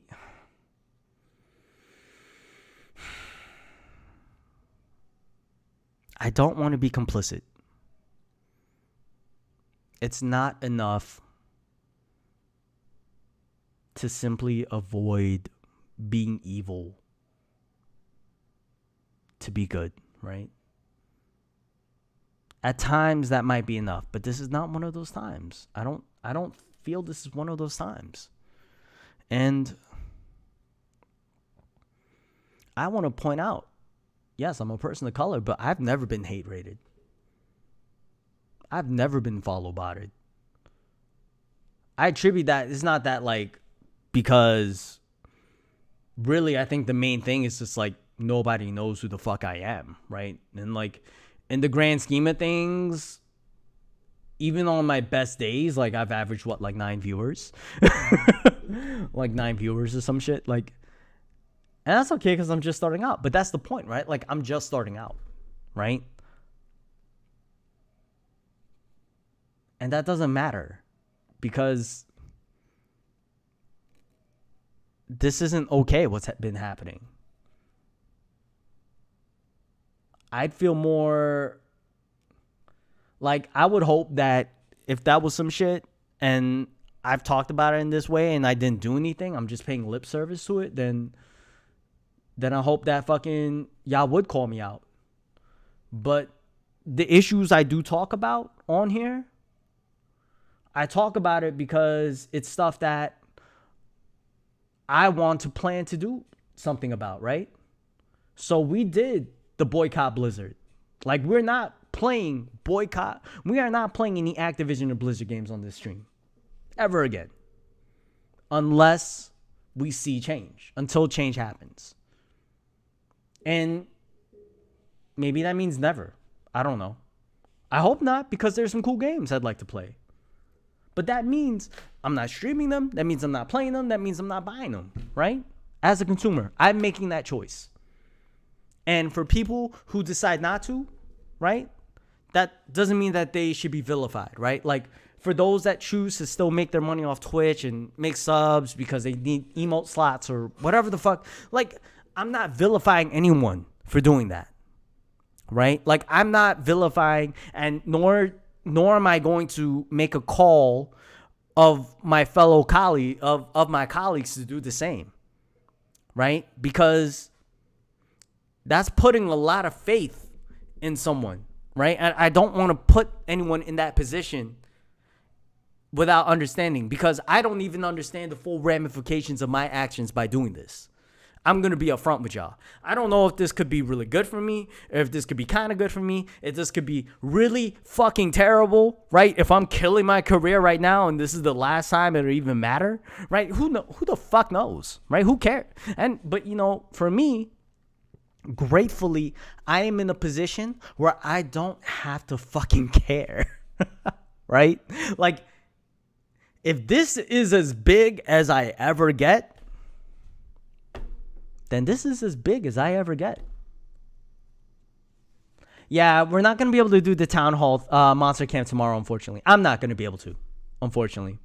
Because, sorry, the Town Hall thing, I just found out about it on Sunday.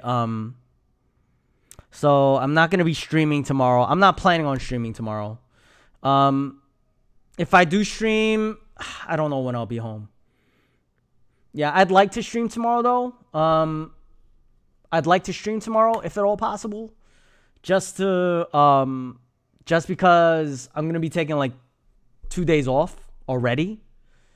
Because I'm telling y'all, like, look, when I log off, when I go to the airport, I am not keeping in touch. Yeah, I'm taking a full break. Like, I don't want to think about streaming.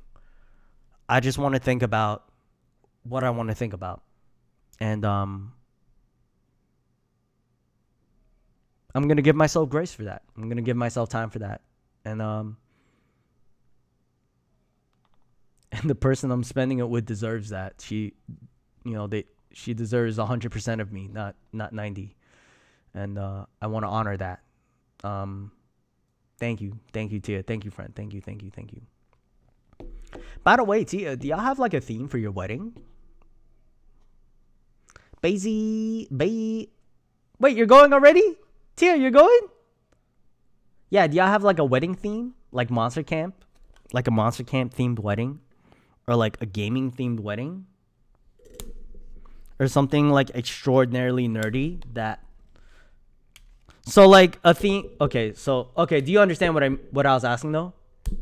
Like, because it's a summer... Yeah, it's a summer wedding, right? So like, is there like a color scheme that you had in mind? Or like, I don't know.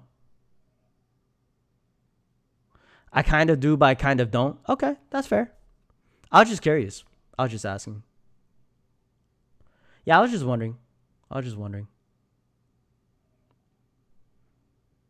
was picking out the dress first. Nah, the dress is the most important part, yo. Dress is the most important part. The dress... Oh, so the dress will determine everything. Ah. Big brain. Yo. But I was still confused as to what... Yeah, so a theme is just like... So when you talk about theme for an event, it's like, is there like a particular message, or there's like a particular style? Yeah, it means honestly whatever the fuck you want, really. Yeah, people kept asking. So that's why people were asking, yeah, because they're like... Because here's the thing, Tia. Tia, you are one of the coolest, most chill fucking people when it comes to shit. When it comes to like this type of shit. Like When I say this type of shit, I mean like talking about colors and talking about like specific styles and stuff. Like you've always been chill and like so like very, has been very Oregonian. Lies.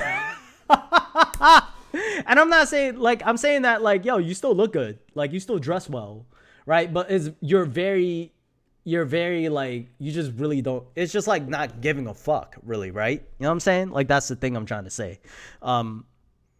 So with that being said, right, like I'm sure it's an anomaly to some people.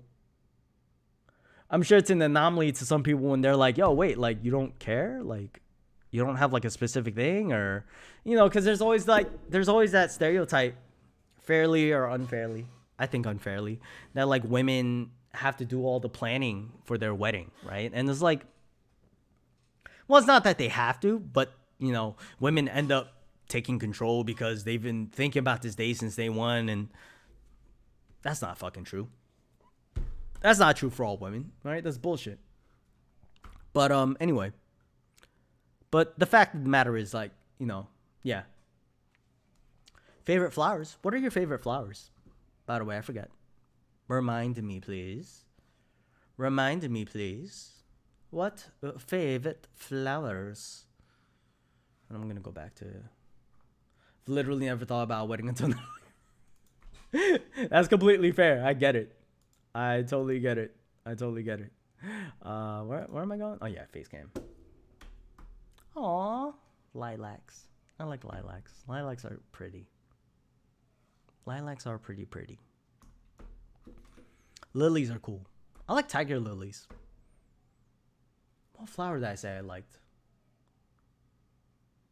I remember I was talking with Kelly and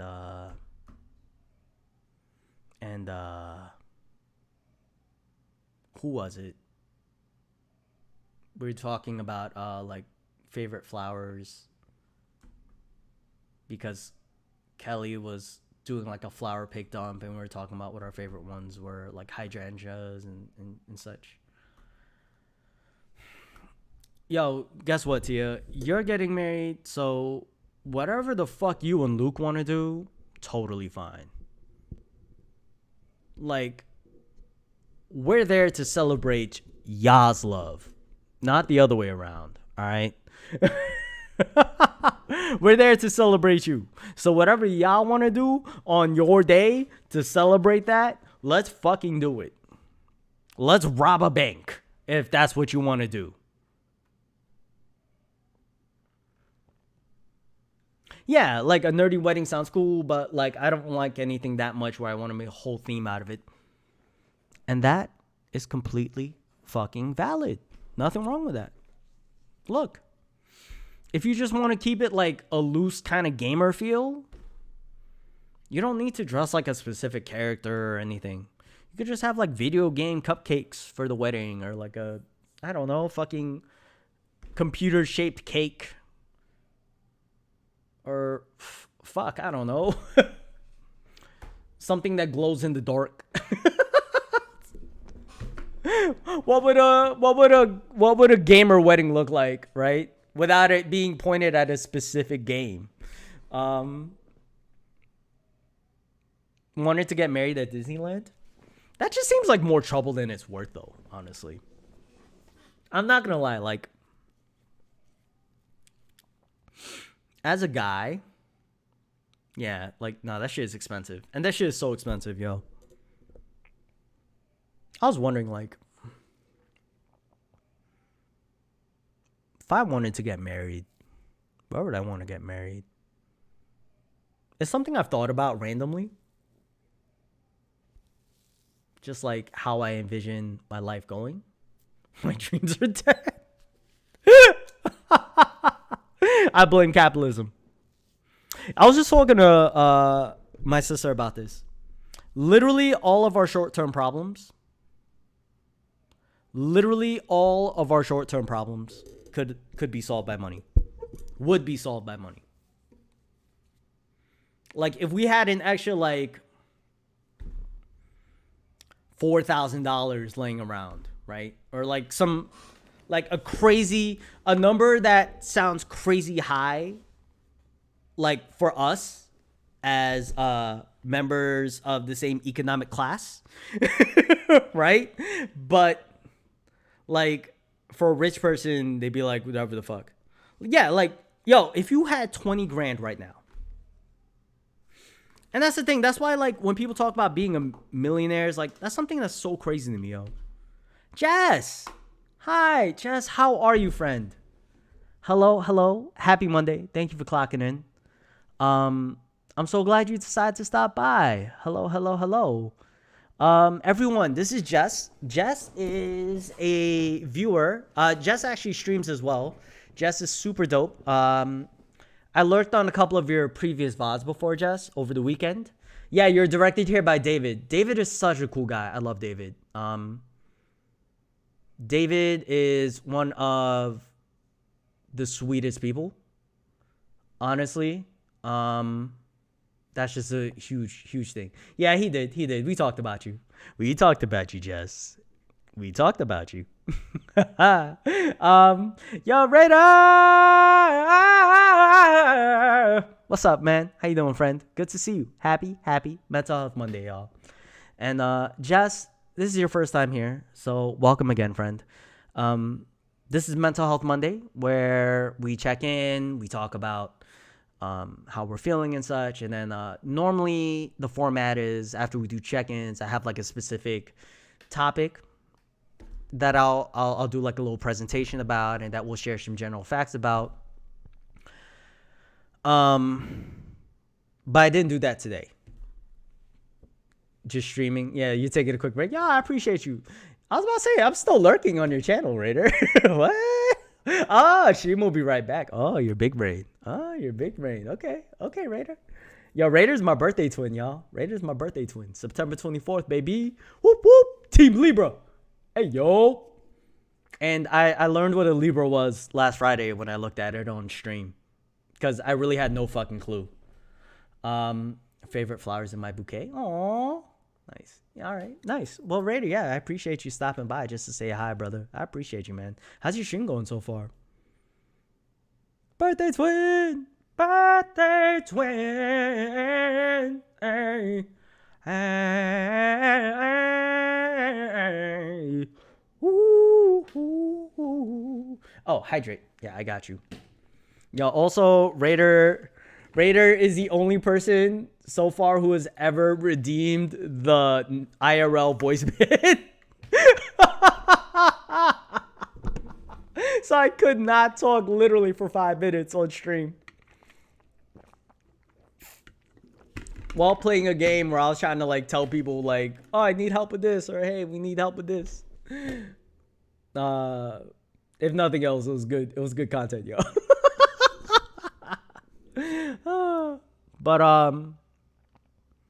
But Jess, I'm glad you came through. Thank you, friend. Have you been lurking long? If you don't mind me asking, just been chilling, just vibing, hanging out with us?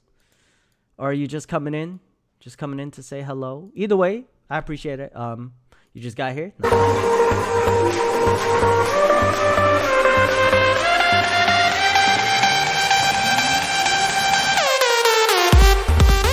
Is that loud? Okay, here, let me turn this down. Okay.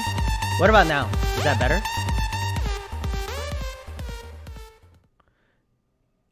You had a long day yesterday. Yeah, David told me a little bit about what you're dealing with. I'm sorry to hear about that. If you want to hold space for any of it, you know, if you changing it affected during that play right then, yeah, probably not. Probably not. I apologize. Yeah, I'm on OBS now, guys. I was on Streamlabs. Now I'm on OBS, and so it doesn't mean anything to you from the viewing experience right now, because it's still the same setup. But I'm hoping that like starting next week, I'll be able, like, because I'm gonna be releasing new overlays. I'm gonna be releasing new things, and with all that being said, I still want to be able to, like, you know, there will be like some cooler things that we could do with OBS, honestly. That Streamlabs, I mean, you could do it. It's just premium, and I'm broke. I like not paying for shit. But by the way, y'all may have noticed, boom, if you look on the screen, oh, you cannot look on the screen because we are not doing, I just realized I'm looking at the wrong screen here. Boom, we're gonna go to face cam. We're gonna go back to face cam mode. And with face cam mode, we're gonna open up. And y'all should get to see the logo. Boom. So the cool thing is that now we have a new logo for JR the PT Gamer, part-time gamer. Added some color to it. Still structurally the same. Added some of the sun rays behind it. I'm actually really proud. I'm really pleased with how it turned out. For those of you who have been here for a bit, you know that we've been struggling. I've been struggling and talking about this shit. And and so it's really nice that finally, it's funny because I've actually made several logos. So this is still the original logo in of itself, and nothing is changing on it, right? But except we added the sun and the colors. But there's actually going to be a new logo coming in, because I'm going to be shortening my name a little bit, just from a branding perspective. But I still also will be going by JJR. It's just my username and everything will be changing, and I'll be changing the display. And I want to take advantage of the fact that I'm shifting over to different platforms for monetization to go from there. Like it was kind of an unforeseen but happy coincidence, really, I guess. Not happy, just fortunate, I suppose. But anyway, but yeah, Jess, what we do here is Mental Health Mondays. We do check-ins. We talk about how we're doing. We hold space for people having good days, people not having good days, not having good weeks or good times in general, right? And then I think it's just important that people feel comfortable to share. And if you don't want to share, guess what? You're still more than welcome to just hang out, get comfy with us, just chill. I like the sound of my own voice, so I've been talking. I like to talk a lot, so I'll talk a lot, y'all. And I think one of the main things is hopefully as I share things about my story and things about myself, and as others, like, people will feel comfortable to share with what they got, and we take it from there, friend. We take it from there. I also like the sound of your voice. Oh, thank you, Tia. I appreciate it. I like the sound of my voice too. Oh, baby. Oh, my. I still think you should read books to people.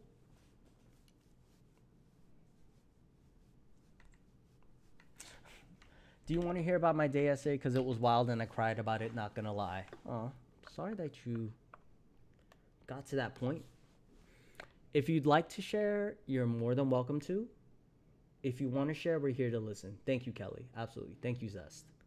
If you want to share, like what Lamont Zest said, that's Kelly, by the way. She's super wonderful.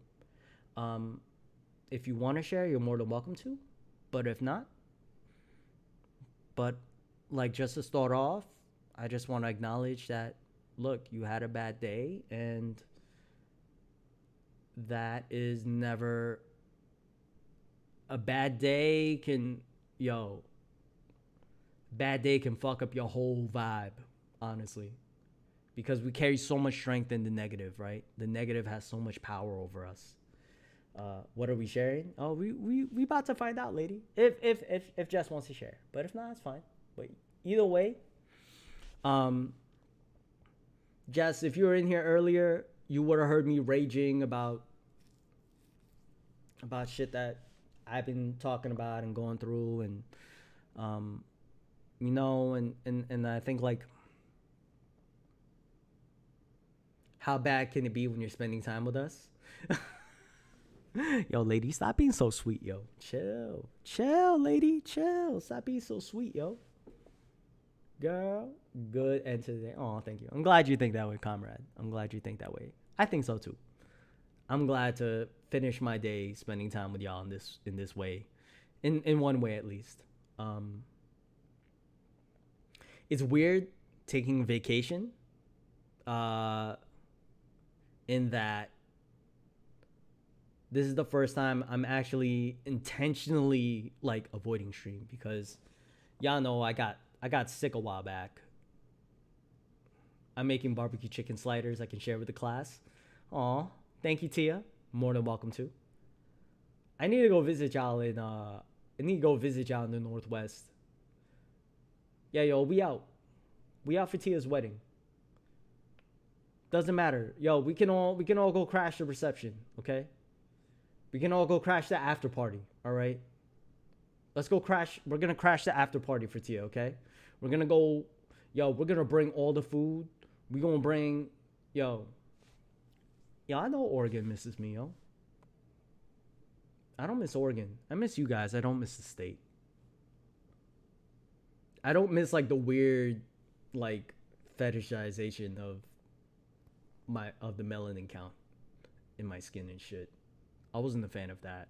But everything else I miss. I do miss the hikes. I do miss like the dispensaries. It's funny, like MB says I kicked him.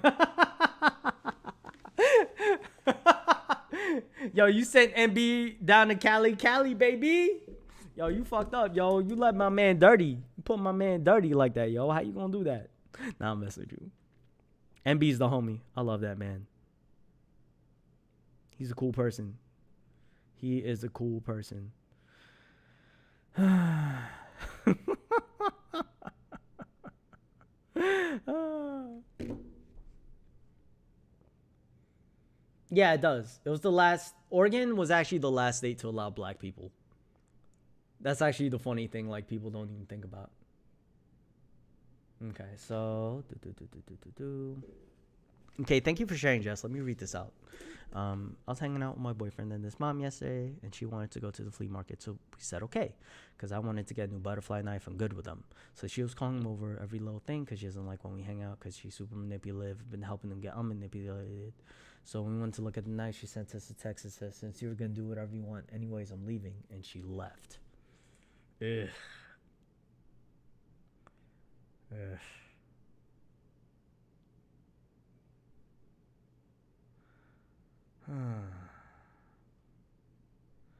I rode with her and she left me and him stranded an hour away from everyone and everything who could pick us up.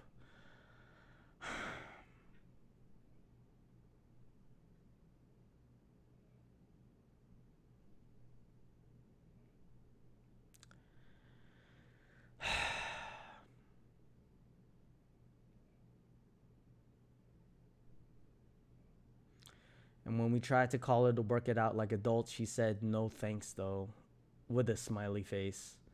Ugh. Ugh.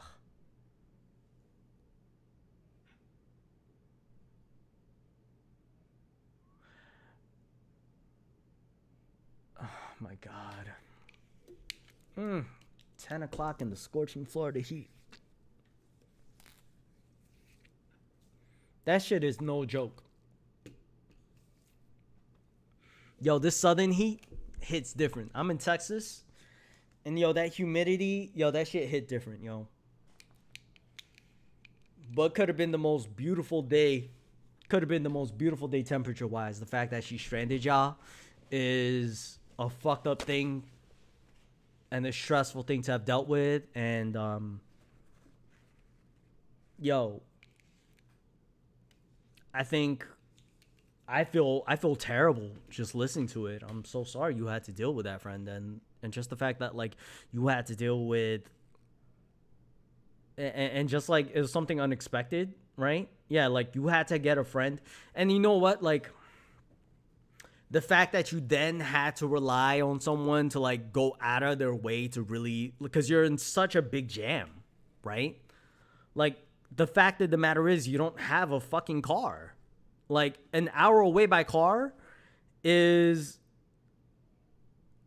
bare minimum twice that by public transportation. That's a big fucking if you're even able to get to that location by public transportation, right? Like, who knows, right? Like, and so that's the crazy thing. And so she insists I ride with her. And here's the thing, right? Like, I totally get it because y'all going to the same place. So it's like, look, let's save gas, let's save time, let's save money, let's just all ride together, right? Because you just got your first car a month ago. Oh, congrats. Congrats on that, friend. Congrats on that. But, like, the frustration, my gosh. Like, yo, what you're feeling, what you felt before and what you're feeling now, to me, that's just valid. It's just totally valid in my eyes. I think you have every right to be upset about it. I think you should be. I think if you weren't upset, like, I think that'd be a bigger problem, honestly. Because the fact that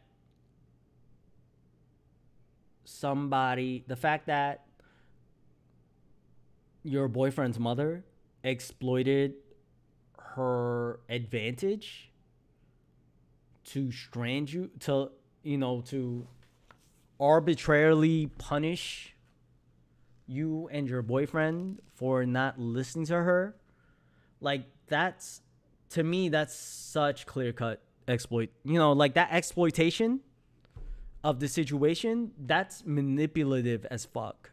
That's not healthy. That's not fair to you, and that's not fair to your boyfriend. And it does not matter why she did it. The fact of the matter is, she did not respect you or your boyfriend as individual adults or as a couple to, say, like, no, we're interested in buying a night for Jess or whatever the case is.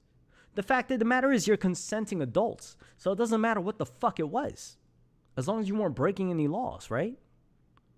It could have been a 2-foot-long dragon dildo for all that fucking matters. The point of the matter is that that's a decision you and your partner are making as a pair, as a partnership, as a couple, right? And the mother had no right to arbitrarily punish you because she didn't agree with the decision, right? Also, she was super mean about the whole thing. Like, we texted her, hey, where are you? She said, I'm sorry, I didn't know that text could stutter. And then sent a picture of the front door to their house. Yeah, no, that's...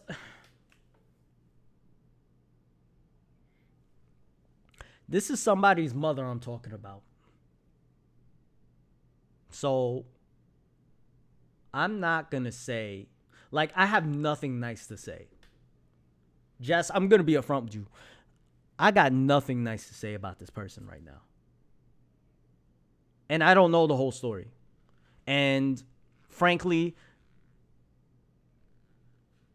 I don't think I really need to, honestly, because that's not important. What we're talking about is your experience, not the mother's, right? And the fact of the matter is that your experience was that you got stranded because you made a decision as an adult, right? Because you got punished because an adult decided to punish you for not listening to them, for not obeying them, right? Like, that's a fucked up dynamic, right? How are you expecting someone to be an adult when you're going to treat them? That's not how you treat an adult. That's not how you treat an adult. That's not how you treat a fucking kid either. You don't abandon a fucking kid. You don't abandon people just because you don't agree with them. That's some that's some Machiavellian type shit. Like, the fuck? Like, word? Like, yo, my heart is full for you.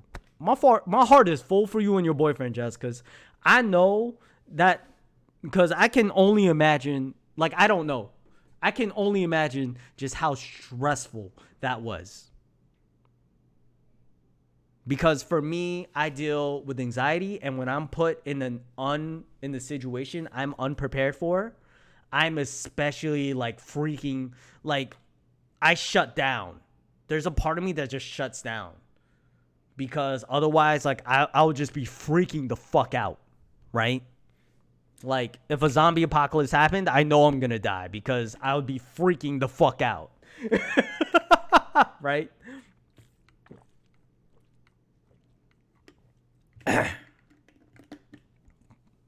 And so I think,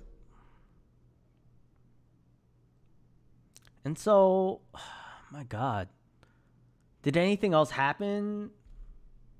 Yeah, we wanna, yeah, no, look, the fact that when you cry, it's an emotional response. Yeah, it's literally a mountain out of a molehill. Yeah, I think just, yo, thank you. Just first off, again, I want to say thank you for sharing, holding space with us, and being open and honest about it. I appreciate it, and I'm grateful to you for it. And you know, unfortunately, and you know, I think, like, it's important that, and I think one of the biggest things is,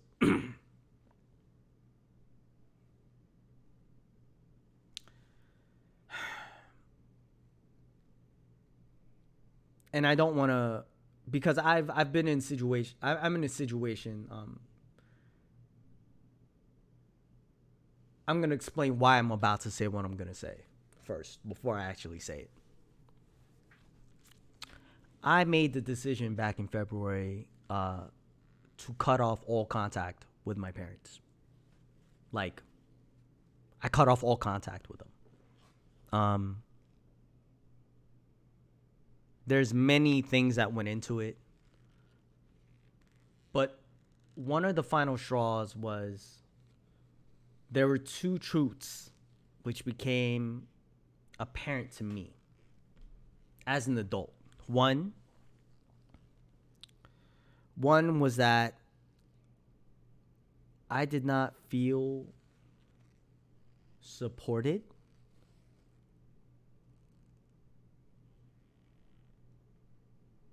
by them unless it benefited them in some way. And two, the final straw was they made a decision which showed how they truly felt about not just me but other members of my family. And it made me realize that that I should have been, that, you know, I'm committing more energy to this relationship than I'm getting out of it, and it's not healthy, and I'm not better because of this relationship. And so I decided to end things. Like, and and I've gone in more detail. Like, other people that have been watching the channel, like, know more about it. And, you know, I'll talk about it more in the future, but I don't want to get into my bag, right? Here's the thing I'm going to say.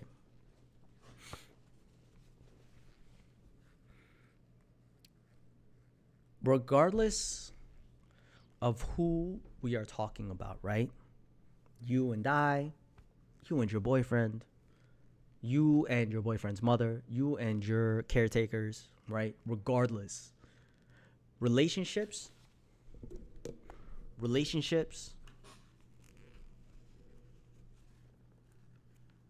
a healthy relationship with love and intimacy, right?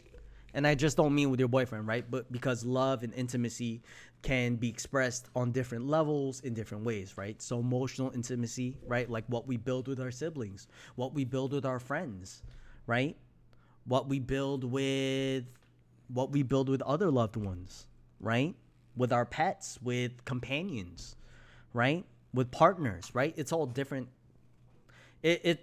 They're all different levels, of course, different intensities, different hues, different gradations, but they're all colors. At the end of the day, it's all intimacy. It's all love, right? And in order to build that relationship on love, right? There's a transactions. There are transactions that you and your partner in this relationship continue to give and take from each other, right? Because that's a healthy relationship, right? We treat relationships.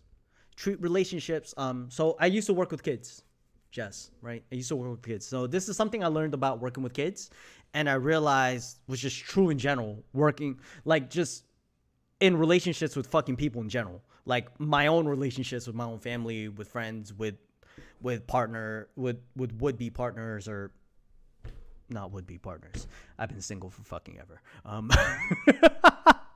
But anyway, like the main thing, right, is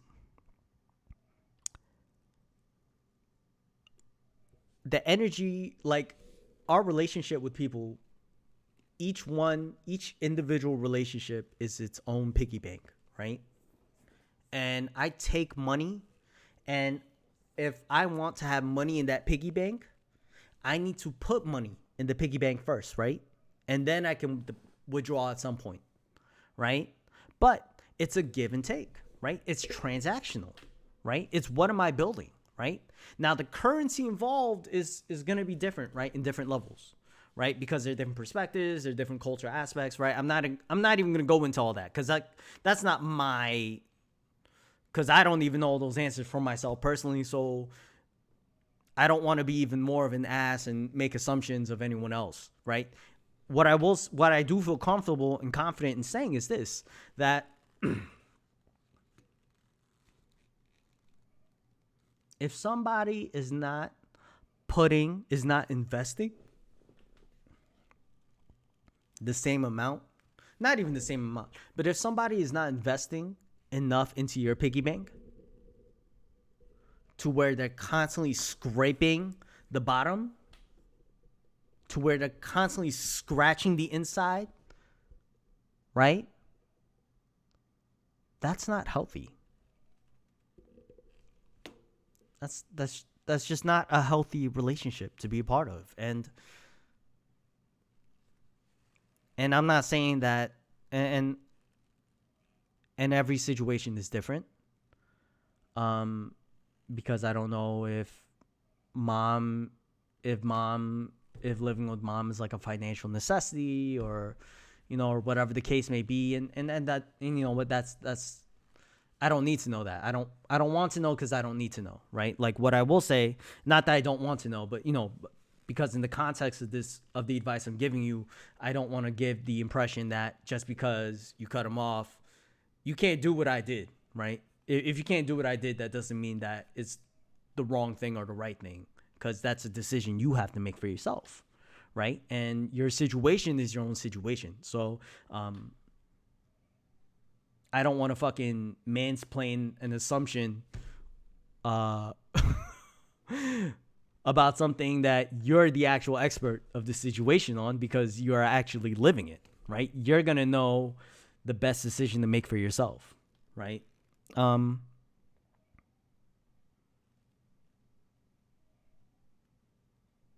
would like to say, what I would like to say in this space is, like I said about the piggy banks, what I said about people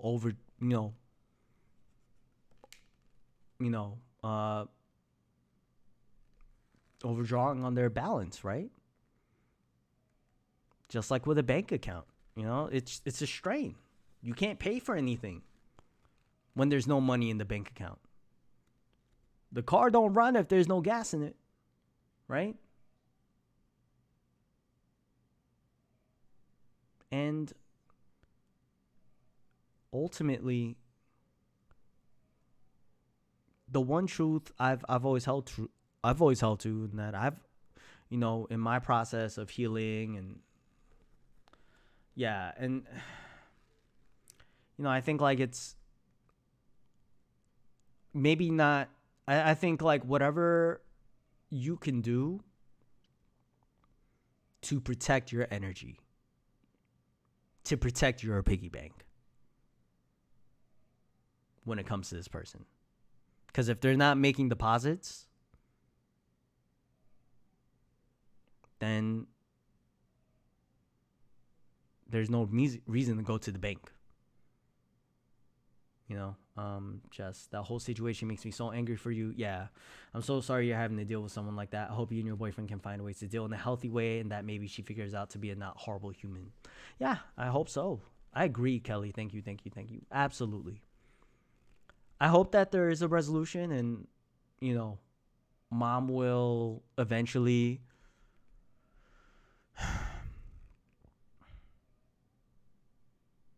one thing I will say is there's always a value and an investment when it comes to building and working on relationships with people, right? There's always so much that goes in, X amount of energy goes into it, and maybe you get it back, maybe you don't. Because we can't control how people act or how people are. We're ultimately responsible for our own actions and our own beliefs, and that doesn't mean that we give people a free pass. But that doesn't mean that we give people a free pass, and that doesn't mean that we wipe our hands clear of the situation, right? Because there's always consequences.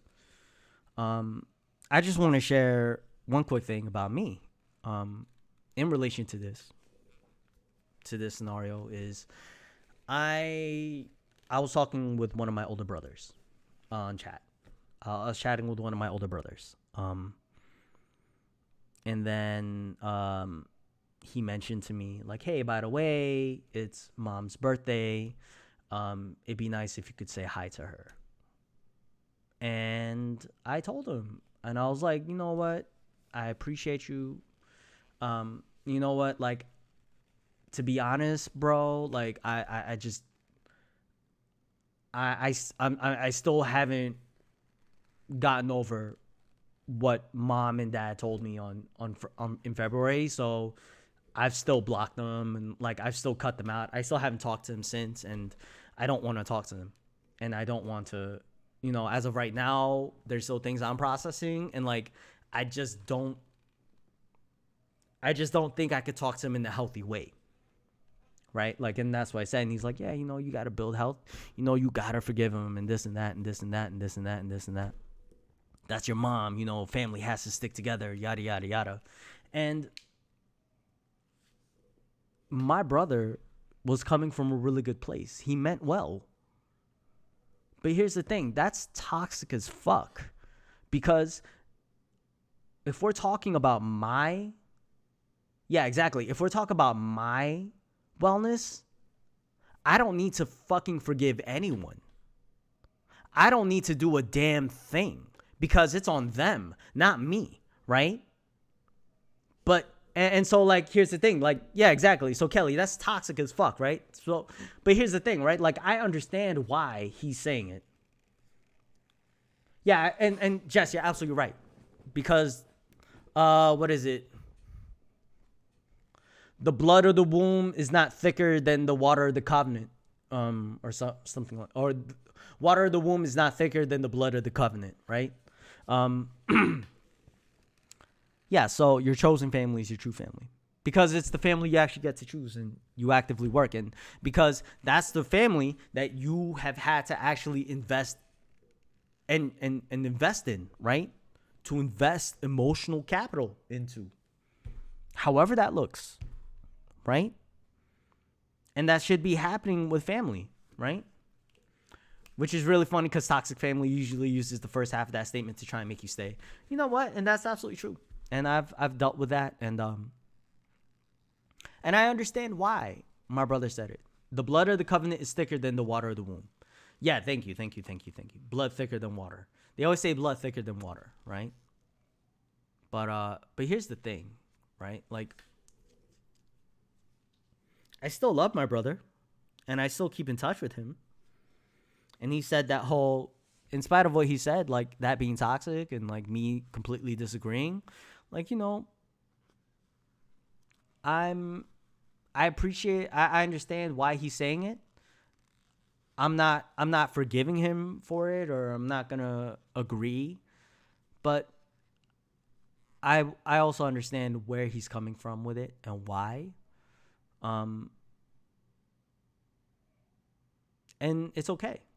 And and I was okay I was okay after he said that, because I knew why.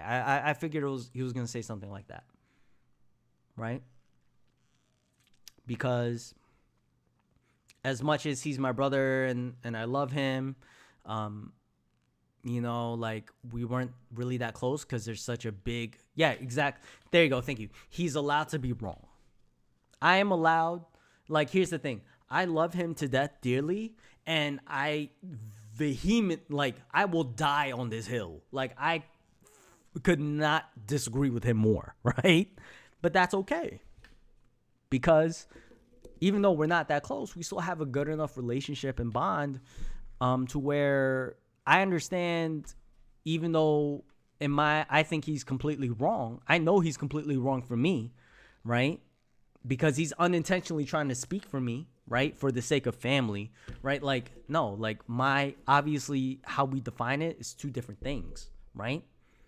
But there's such a huge age difference between us and a huge cultural gap between us, because he's like 18 years older than me, right? Or like 17 years older than me, right? So because he's so much older than me, and he was living in the Philippines before we moved here to the States, like, there's a different cultural perspective that comes into it, right? And so, like, it's deeper than that, right? Like, there's always levels to it. But here's the thing. I'm only looking at it that deeply because I understand, because he puts money in my piggy bank. I put money in his, because we have been working on that together, right? We have been working on that together. Maybe I realize there's less. Maybe I realize, you know, he's put in the wrong type of currency. I don't know what the fucking metaphor would be for this situation. But the fact of the matter is, right? Like, my parents were toxic as fuck. At the end of the day, my parents are toxic as fuck, and they're not healthy for me. They're not good for me. So I made the decision as an adult to cut them out. And I understand the consequences. And like, I was upfront. I was like, look, I love all of you.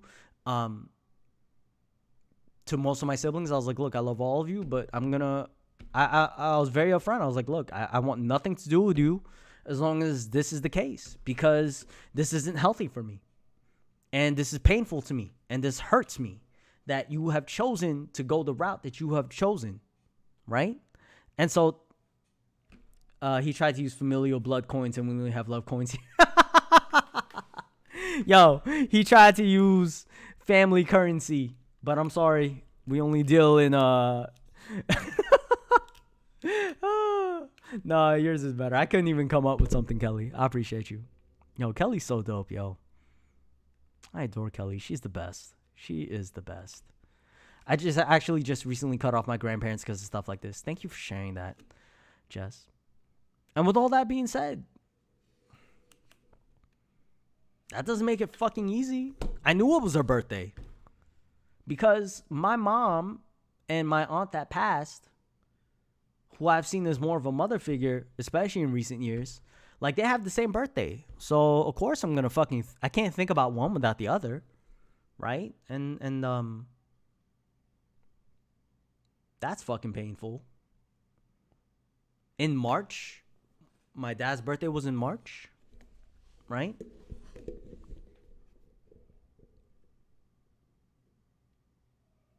And there's there's consequences to that, right? There are consequences. There are ramifications, not consequences. I don't want to say consequences because consequences insinuate that the end result is always going to be negative, right? And that's not always the case because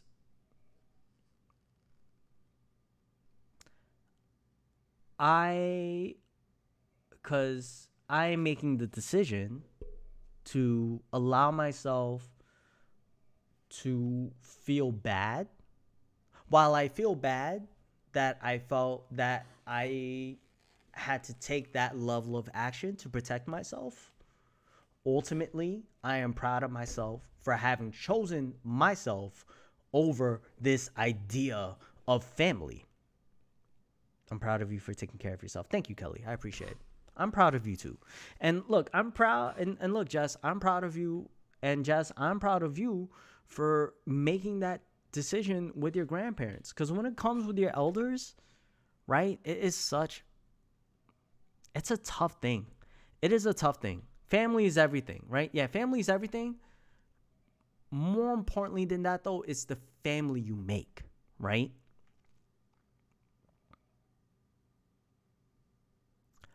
I always thought that too. Like, oh, well, I always got to look out for my family. I always got to look out for my family.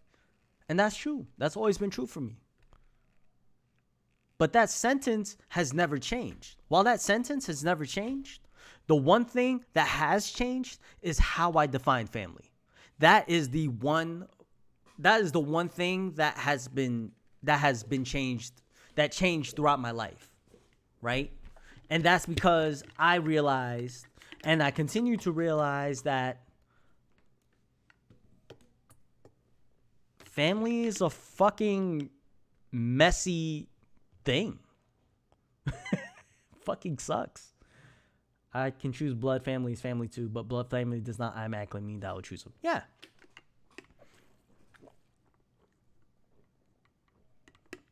Because I'm going to say something that's fucked up right now.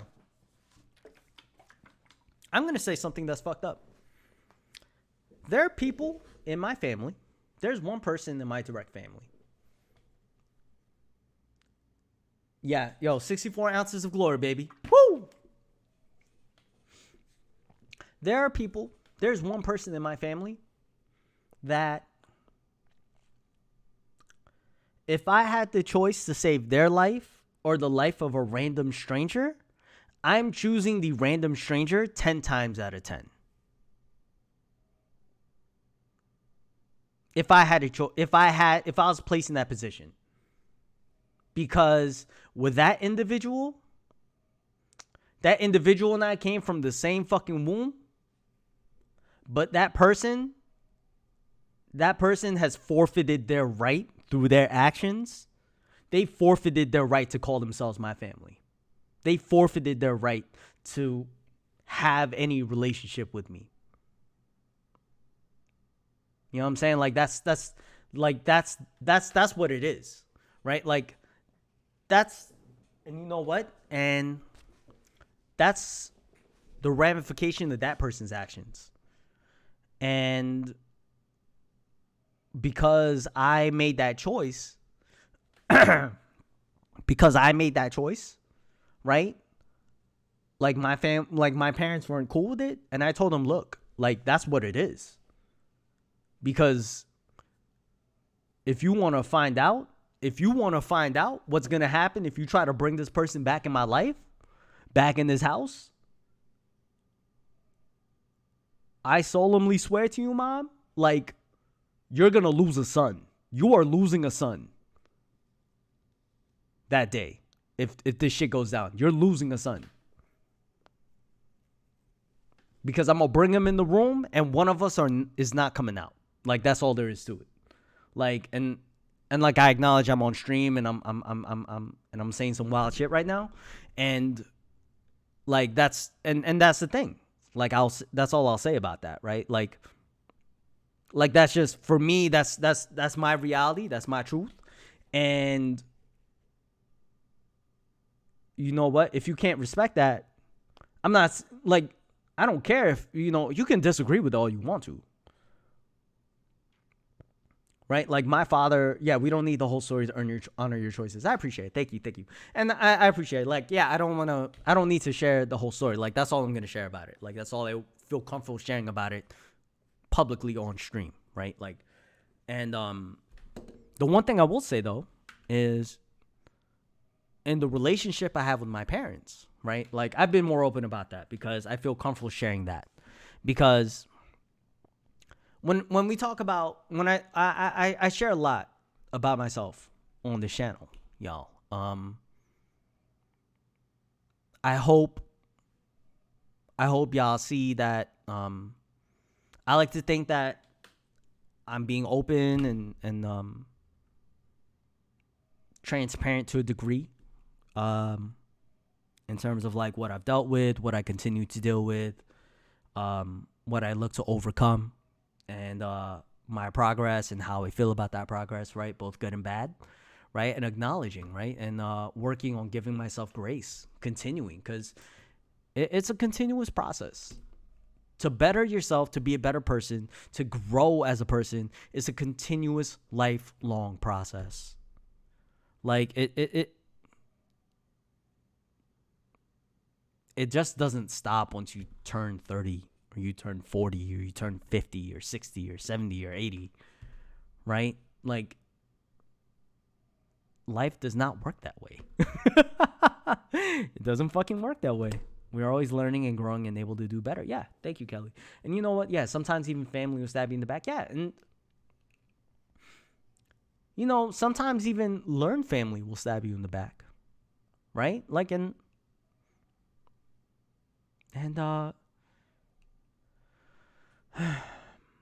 that happens because as individuals,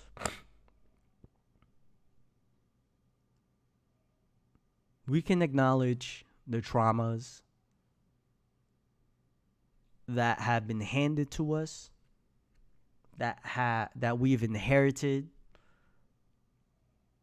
through our genetics, through our environment, through the caretaking styles or lack thereof, right? There's a bunch of different reasons, I think. And so all that stuff that happened to us as kids and happened to us when we were younger, it's not fair. It's not fair that any of it happened. It's not fair. It didn't. It's not what doesn't kill you makes you stronger. It just didn't happen to kill you then, right? And that's pain. Yeah, that's parents say that pisses me off. Yeah, and I, oh my gosh, I hate that. Like, and that's so tough. It's so tough, Jess. I appreciate you sharing that. Yeah. Some part of me died for some of my trauma. That's just how it goes. Yeah. That's completely valid. And part of trauma, working through it, is you realize you lose. Sometimes in the act of trying to recover, you realize part of it means you have to grieve for a part of you that is no longer there.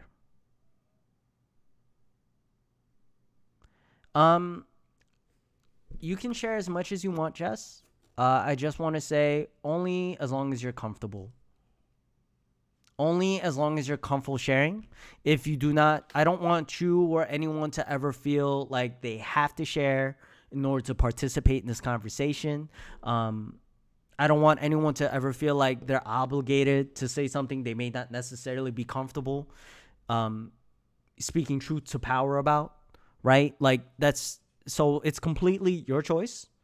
To me, it's not oversharing. It's never oversharing, right? Because we're sharing experiences and we're trying to grow from that together, and we're holding space for it. And I think that's important. Yeah, exactly. Oh, that's a very good point, Kelly. Yeah, thank you. Kelly has some 2 good points here. I'm a survivor and I appreciate it, but I will not accept someone telling me that my trauma made me stronger or any such bullshit. I'll throw down about it if I got them. Very true, very true. Also, would like to acknowledge that trauma happens to our lives. Doesn't have to happen when we're young. Yeah, very true. Very, very true. You know,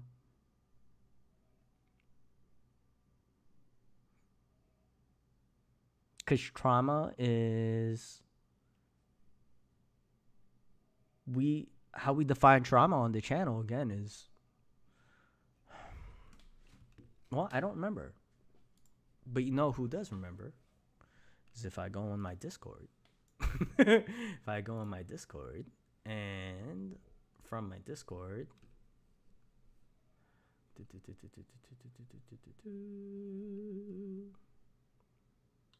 where is it?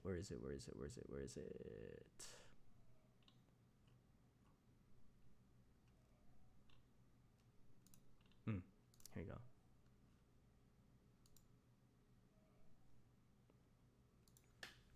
With trauma. So if you look on the Discord and under helplines, there's going to be some screenshots, some PowerPoints. Maybe I just put this in the Google Drive. Yeah, so trauma is an emotional response to a terrible event like an accident, rape, or natural disaster.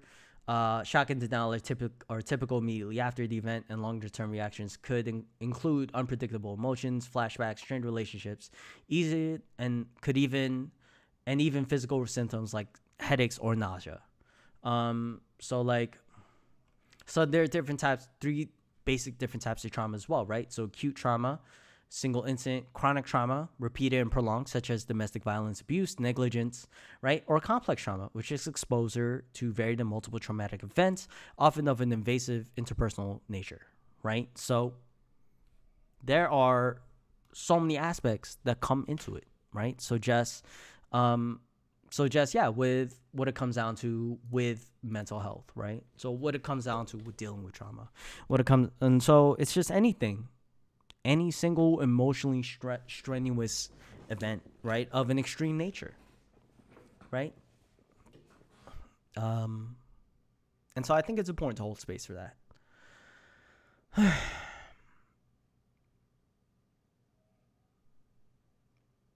And so I thank you all for holding space and for sharing and for holding the space to have this conversation, y'all. I think if there's one takeaway,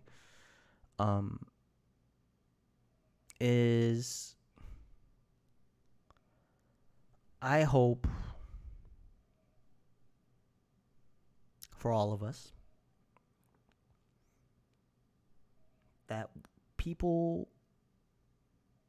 I kept having really traumatizing events happen once or twice a month for 8 months. My reaction to that was to become numb to anything. And for that period of time, I was practically dead. I couldn't feel anything good or bad emotions for about a year, half-life, been able to feel again. Aww.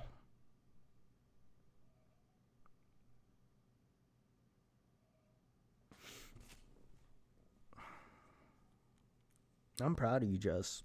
I'm proud of you. That's so big, friend. That's so big. Thank you for sharing. I'm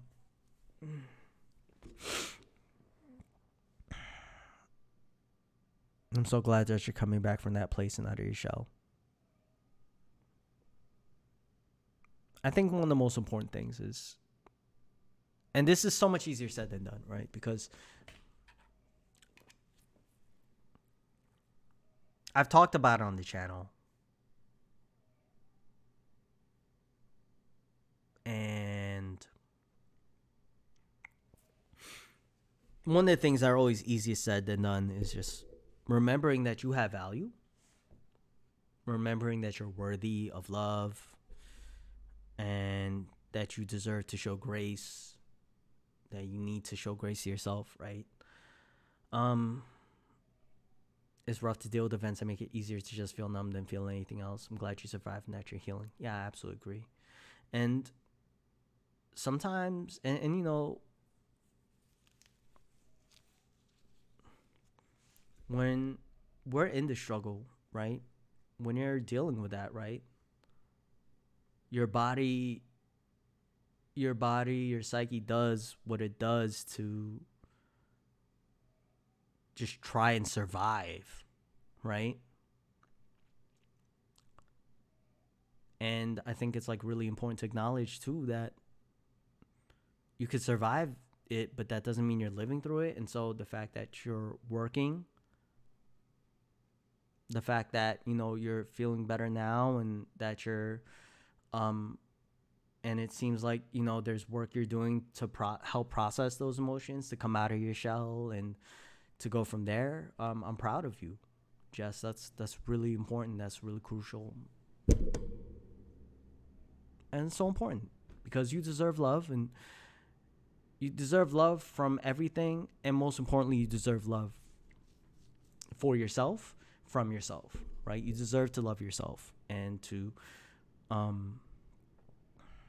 take care of yourself.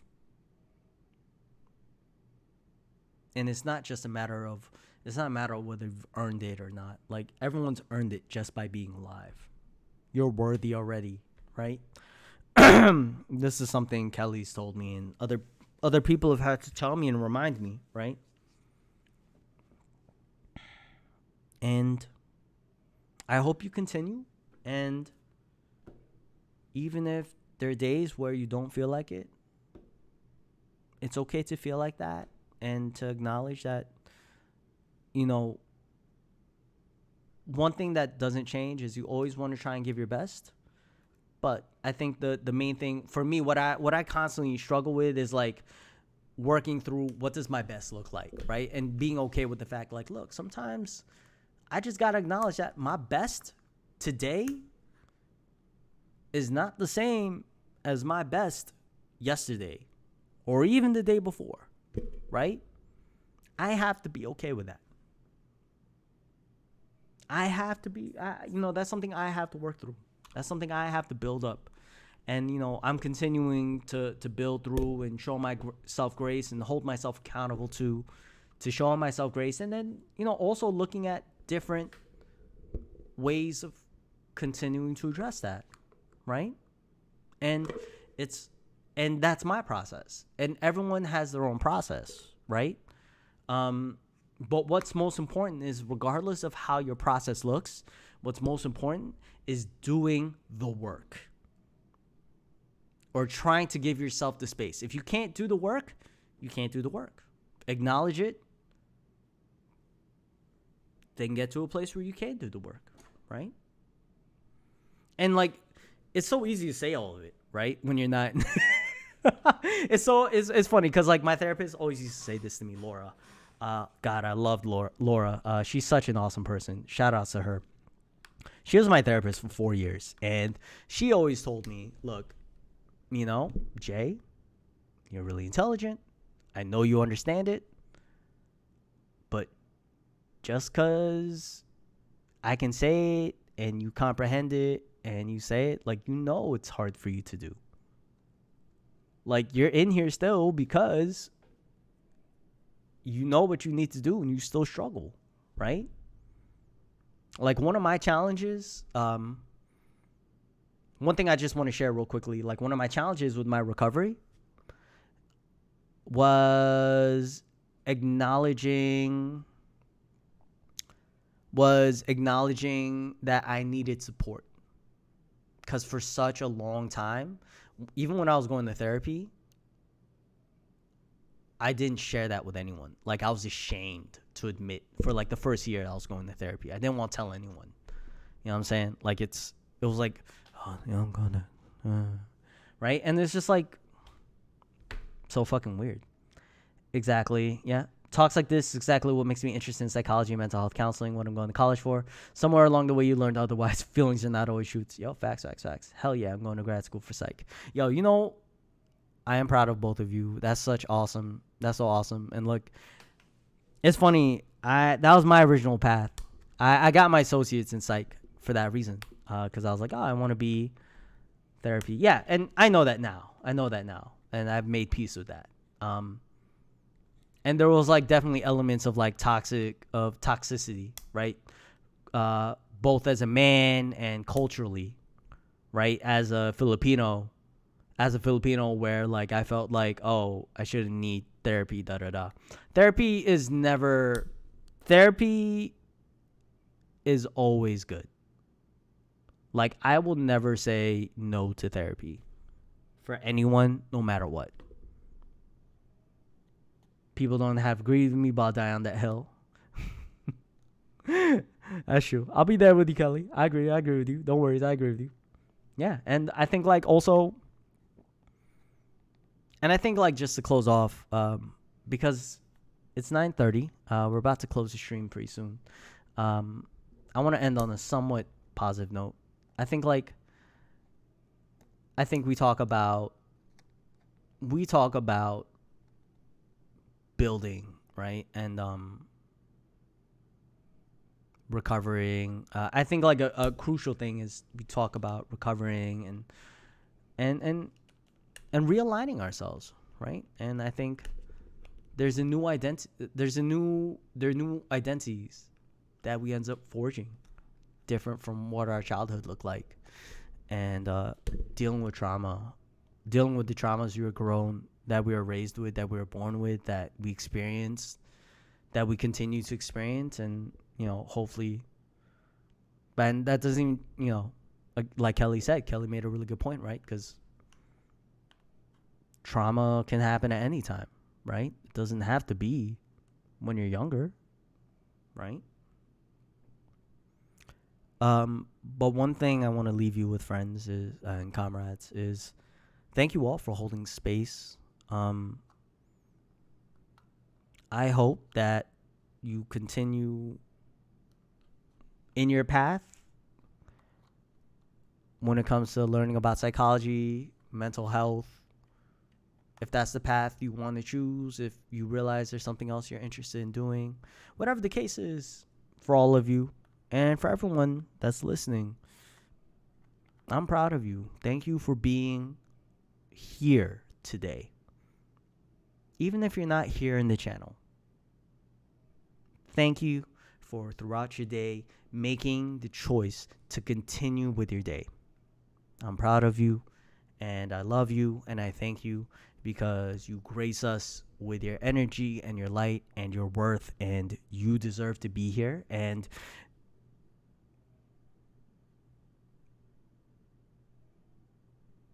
you're important.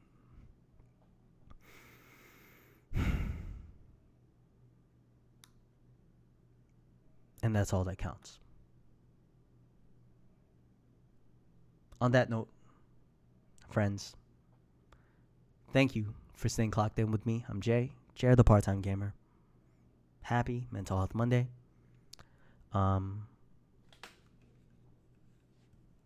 We are in classic fashion. We are going to end our stream on a raid. We only got a small group, but we got some cool people in here. So we are going to raid. Who should we raid? We're going to raid Dead Pixel. Dead Pixel is a cool person. Dead Pixel is the sibling of Mina. Mina, if you guys know Mina Michi, Mina is such a lovely person. She plays Osu, and she's been playing like Horizon Zero Dawn. Super dope person. And Dead Pixel's her sibling. And it's really cool because it's sibling, Big Mig, Pixel, and there's like a fourth person. So it's like 4 siblings that like, yeah. Okay, no worries. Same. I want to actually eat something really before I go. But everyone, please. Oh no, wait. You cannot raid this channel. What? Why can't we raid the channel? Did I spell his name wrong? Interesting. Huh, I guess I can't raid him. That's so weird. Maybe he's like not allowing. I don't know. Well, whatever the case is, doesn't matter. We're gonna go raid Matthias then.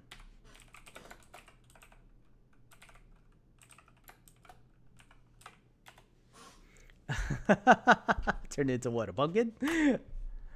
All right, we're gonna go raid Matthias. Matthias is a friend of Burnout Games. I met them the other day. We were playing earlier. We were playing the Back for Blood beta, which I'm gonna try and get into. But friends, thank you all so much for the love, appreciation, spending time with me. Once again, I'm JR, the part-time gamer. I will see you all next week, next Monday for Mental Health Monday, and potentially tomorrow. I will keep you all up to date through Twitter and the Discord. But until next time I see you, be kind, be well, and be good to others, most importantly to yourself. Much love and appreciation. Let's go raid.